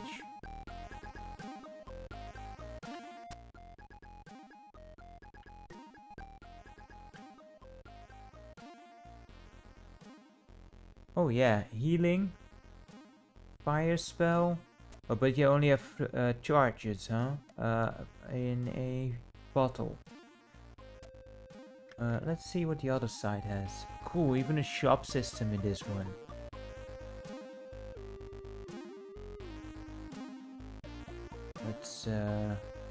Let's go do that. And yeah, thank you, Mr. Grimm. I shall do that and put it to your name. I do want to credit the people that do requests, you know, give them a little shout out. I'm not sure how much the village will have a bearing on the rest of the story. But you know, we picked up some fruit and then everyone went and disappeared. And now we have restored everyone. So I'm not sure how much that influenced the rest of the village. Like, it will be a central theme. I guess we can take the fairy glass. I suspect that this is something you can put a fairy into, right? So you can have a healing item for later use.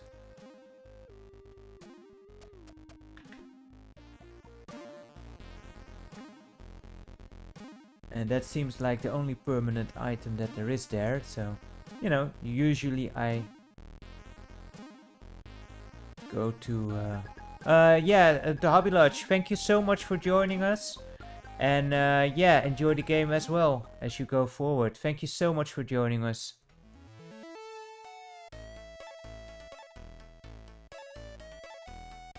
And I will be looking forward to the quiz as well at the channel of the Hobby Lodge, which will be coming up very, very soon.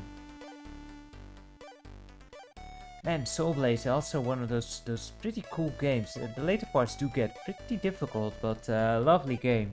And Terranigma, I already mentioned Terranigma. You know, just an amazing game as well. Also the first game, Illusion of Gaia it's called, I think. Is that correct? Quiz on Sunday. Ah, awesome. I think I might actually skip out on my own stream to just check that out. Because that I want to see that. Retrobait did an amazing job on the quiz previously, and I totally missed out on it. I didn't even know it existed until it was over. Still a beggar, huh? Oh yeah, we needed to go to the forest to find a swan. Let's see if we can find that swan real quick.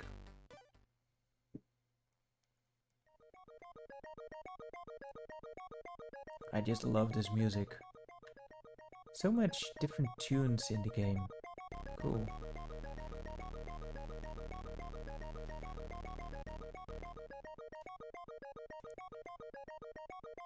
Ah, okay, so Soul Blazer came first. Then Illusion of Gaia. Ah, okay, get ya, Mr. Grimm, thank you.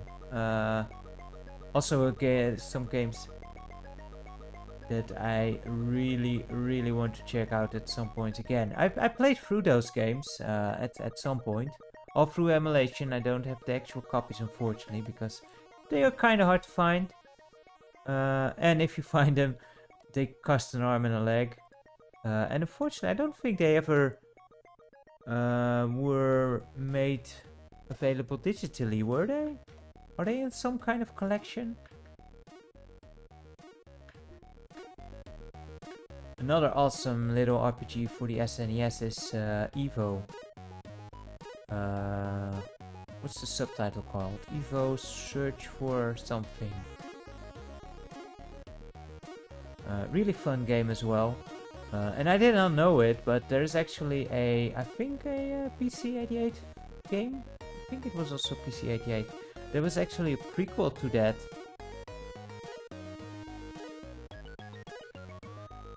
And that game is kind of like turn-based RPGs. Search for Eden. Thank you, Izzy. That's the one. Really cool. And there was a prequel to that on, I think, the PC-88 systems, and it's more turn-based, but that thing, the evolution paths that you can take in that version are just insane. And you can have reptile people at the end. Which is cool, you know.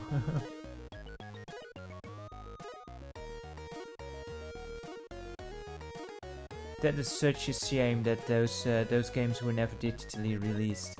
Yeah, I do want to play them through, but I also, if I want to play games on my channel, I do prefer to actually own the games, so you're not sure if those are going to happen anytime soon. Where's this freaking swan at? Yeah, I came across that game through what was his name? Franco-Matic did a playthrough of that version, and I never heard of it, and it looked totally amazing. And there is a good fan translation of it as well, which helps because it's Japan only, obviously. And like, it's not the most interesting game like in RPG for RPG standards, but just that it is, you can see that Evo, the Search of Eden, for Eden, actually took some steps back in game design from that original. in when it comes to the way that the evolutions work, which is kind of a shame. Oh crap. I got snacked. I got snacked on by a snake.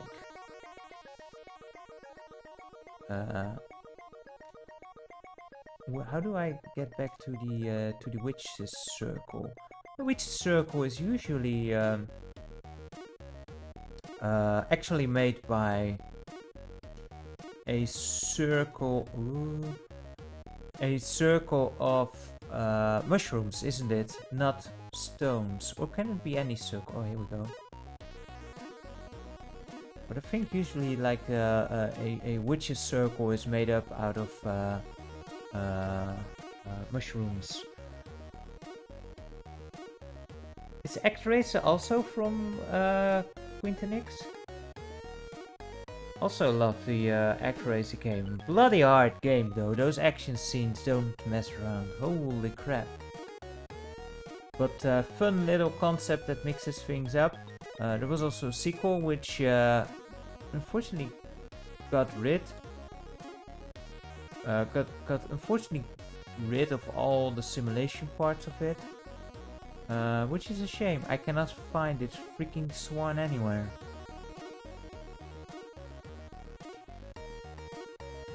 Actracer does have good music.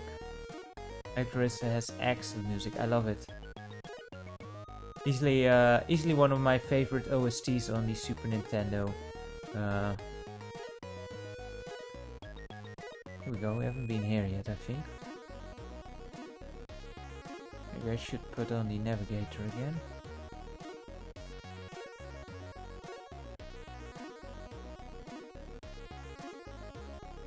I have no clue where I'm going. Can't go there. Ah, there it is. Hey Swan, you wanted a stupid piece of fruit? And of course it talks. Hello Nora. You can speak. Oh wait, you didn't talk, did you? Of course I can talk.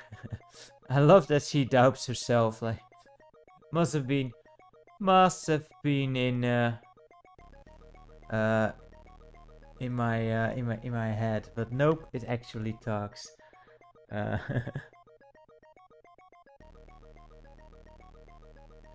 Yeah, but those Super Nintendo organ samples, they are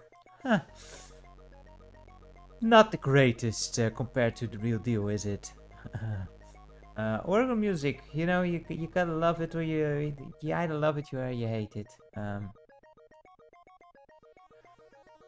I'm not too fond of the actual sound. Like, there can be good music out of an organ, but the actual sound of it, I prefer a nice little piano music. But you know, putting a piano in a church hall also wouldn't feel right.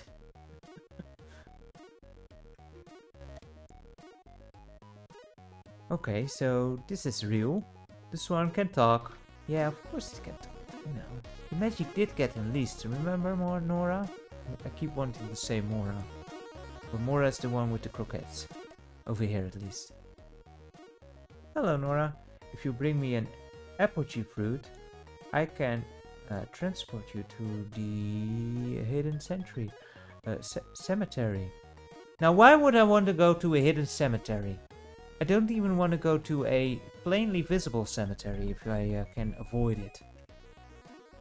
Izzy, the fan translation of Actracer, interesting. I did not know there was one.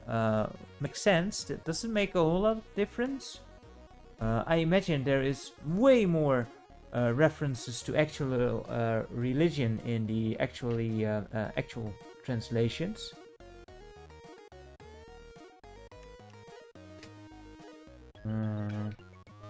Yeah, I suppose we should break out the old inventory again.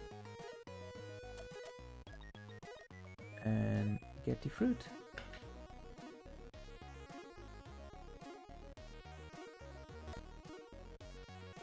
You found the fruit. Now prepare for an air ride.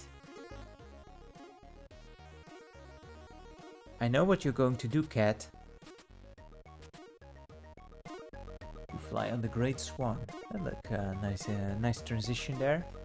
Also, always lovely that they add, you know, small flourishes like that. You don't have to. You could just warp. But it's nice that there is a nice little transition scene. Helps in the storytelling and all that. Still don't have a sword though.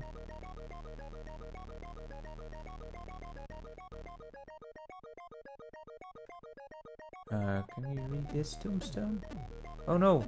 Oh no! Oh crap. I can't see what the heck's going on. Oh boy, I need a very real fast now.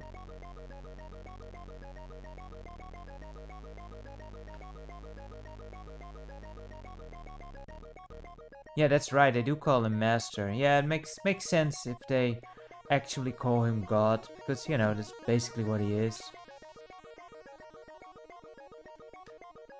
Okay, I have no health left, but so this looks like a very bad idea. But I need to wind down this stream soon anyway. This tomb has not been entered for over 100 years. Nobody knows this place anymore. Maybe it's a good idea to leave it at that then, huh?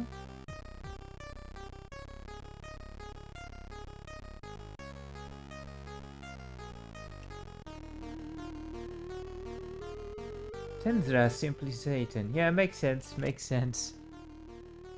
It's scary here. I should leave this place. First smart thing he said. My parents taught me that. Wait, what? Oh, one must not disturb the ancestors. Yeah, yes, would be respectful. We've got arrows. Some arrows. Can we actually shoot arrows without having a bow? I doubt it.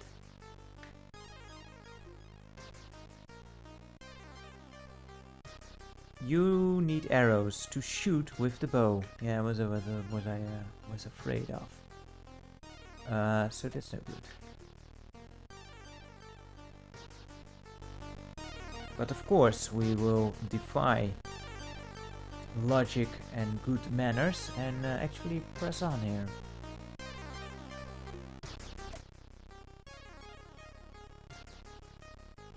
Raparazup. Okay, nice. May I ask you in this dark place would you mind saving your progress?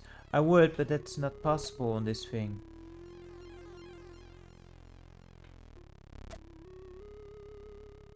You made good progress. Wanna save? Yeah, I can't.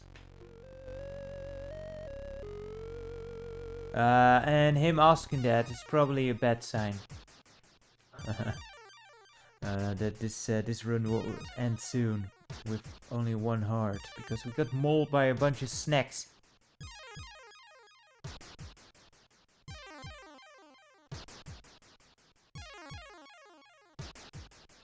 Pretty cool that there's dungeons in here. Ooh, that looks like spiky spikes.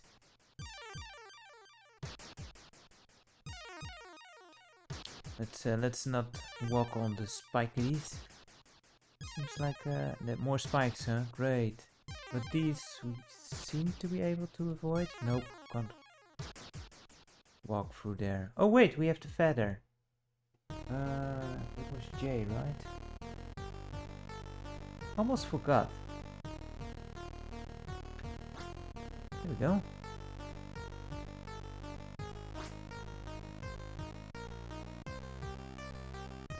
And this is the bow? Cool. Cool. I mean, it's different. It's not a boomerang, it's not a sword that you get, or a stick. But you actually get the bow first. What was that? What was what? Oh, dang. How do we equip the bow? I guess B? No? Space. We don't need to kill those dudes, right? Let's check out the flavor text here. Lydia's bow.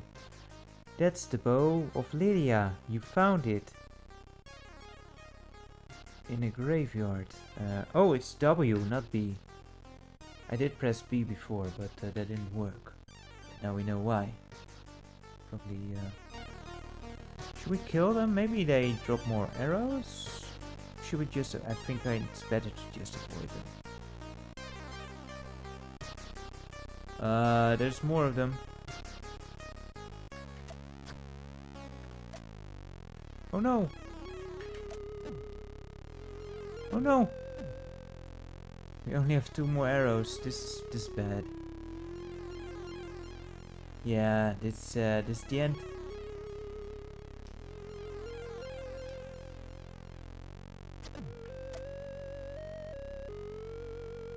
Excuse me? I have no arrows. Well, this is a bother, isn't it? J. Let's see if we can somehow avoid those ghosties. Probably not. And I think yeah, this is impossible. And I will straight into the freaking spikes. Well, we added another skeleton to the collection there. Cool animation there as well. Yeah, this is a game I want to check out more of. And as I said, because we can't save, we can't load, so, you know, that's that. We got to start over all the way again. But, you know, in a way, it's a good timing, because we've been at this stream for quite some time. So I'm actually going to draw this to an end. Actually give Griso some treaties. But yeah, I do want to play this full...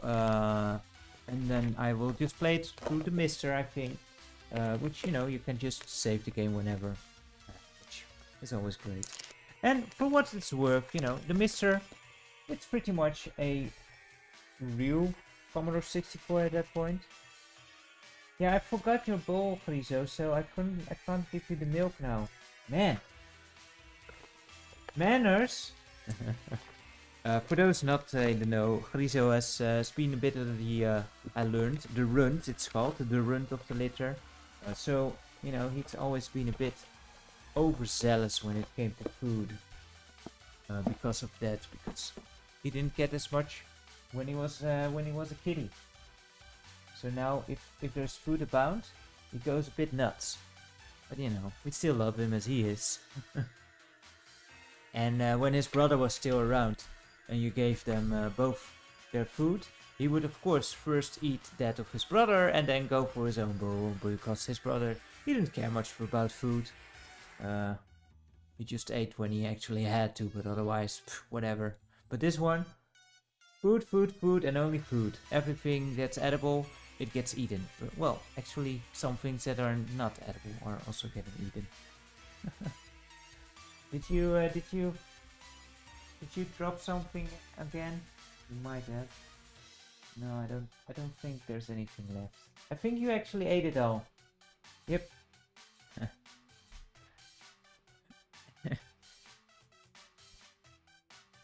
Anyway, thank you guys so much for joining me again. I had a blast playing these games. They were so much fun. I'm not sure if next week we will... I hope to actually breaking the CDI, new and improved CDI. If not, then we will try out some other Commodore 64 games. And on Wednesday we will play a different kind of game. Probably not this one, but a different one. But this one is going on the list for sure. And eventually we will go and you know, have a little draw and see which game we are actually going to play next through the midweeks. And yeah, I do hope you guys will join me next time again as we go streaming. And until that time, take care. For now, I say the muzzle and see you later. Thanks again for joining me.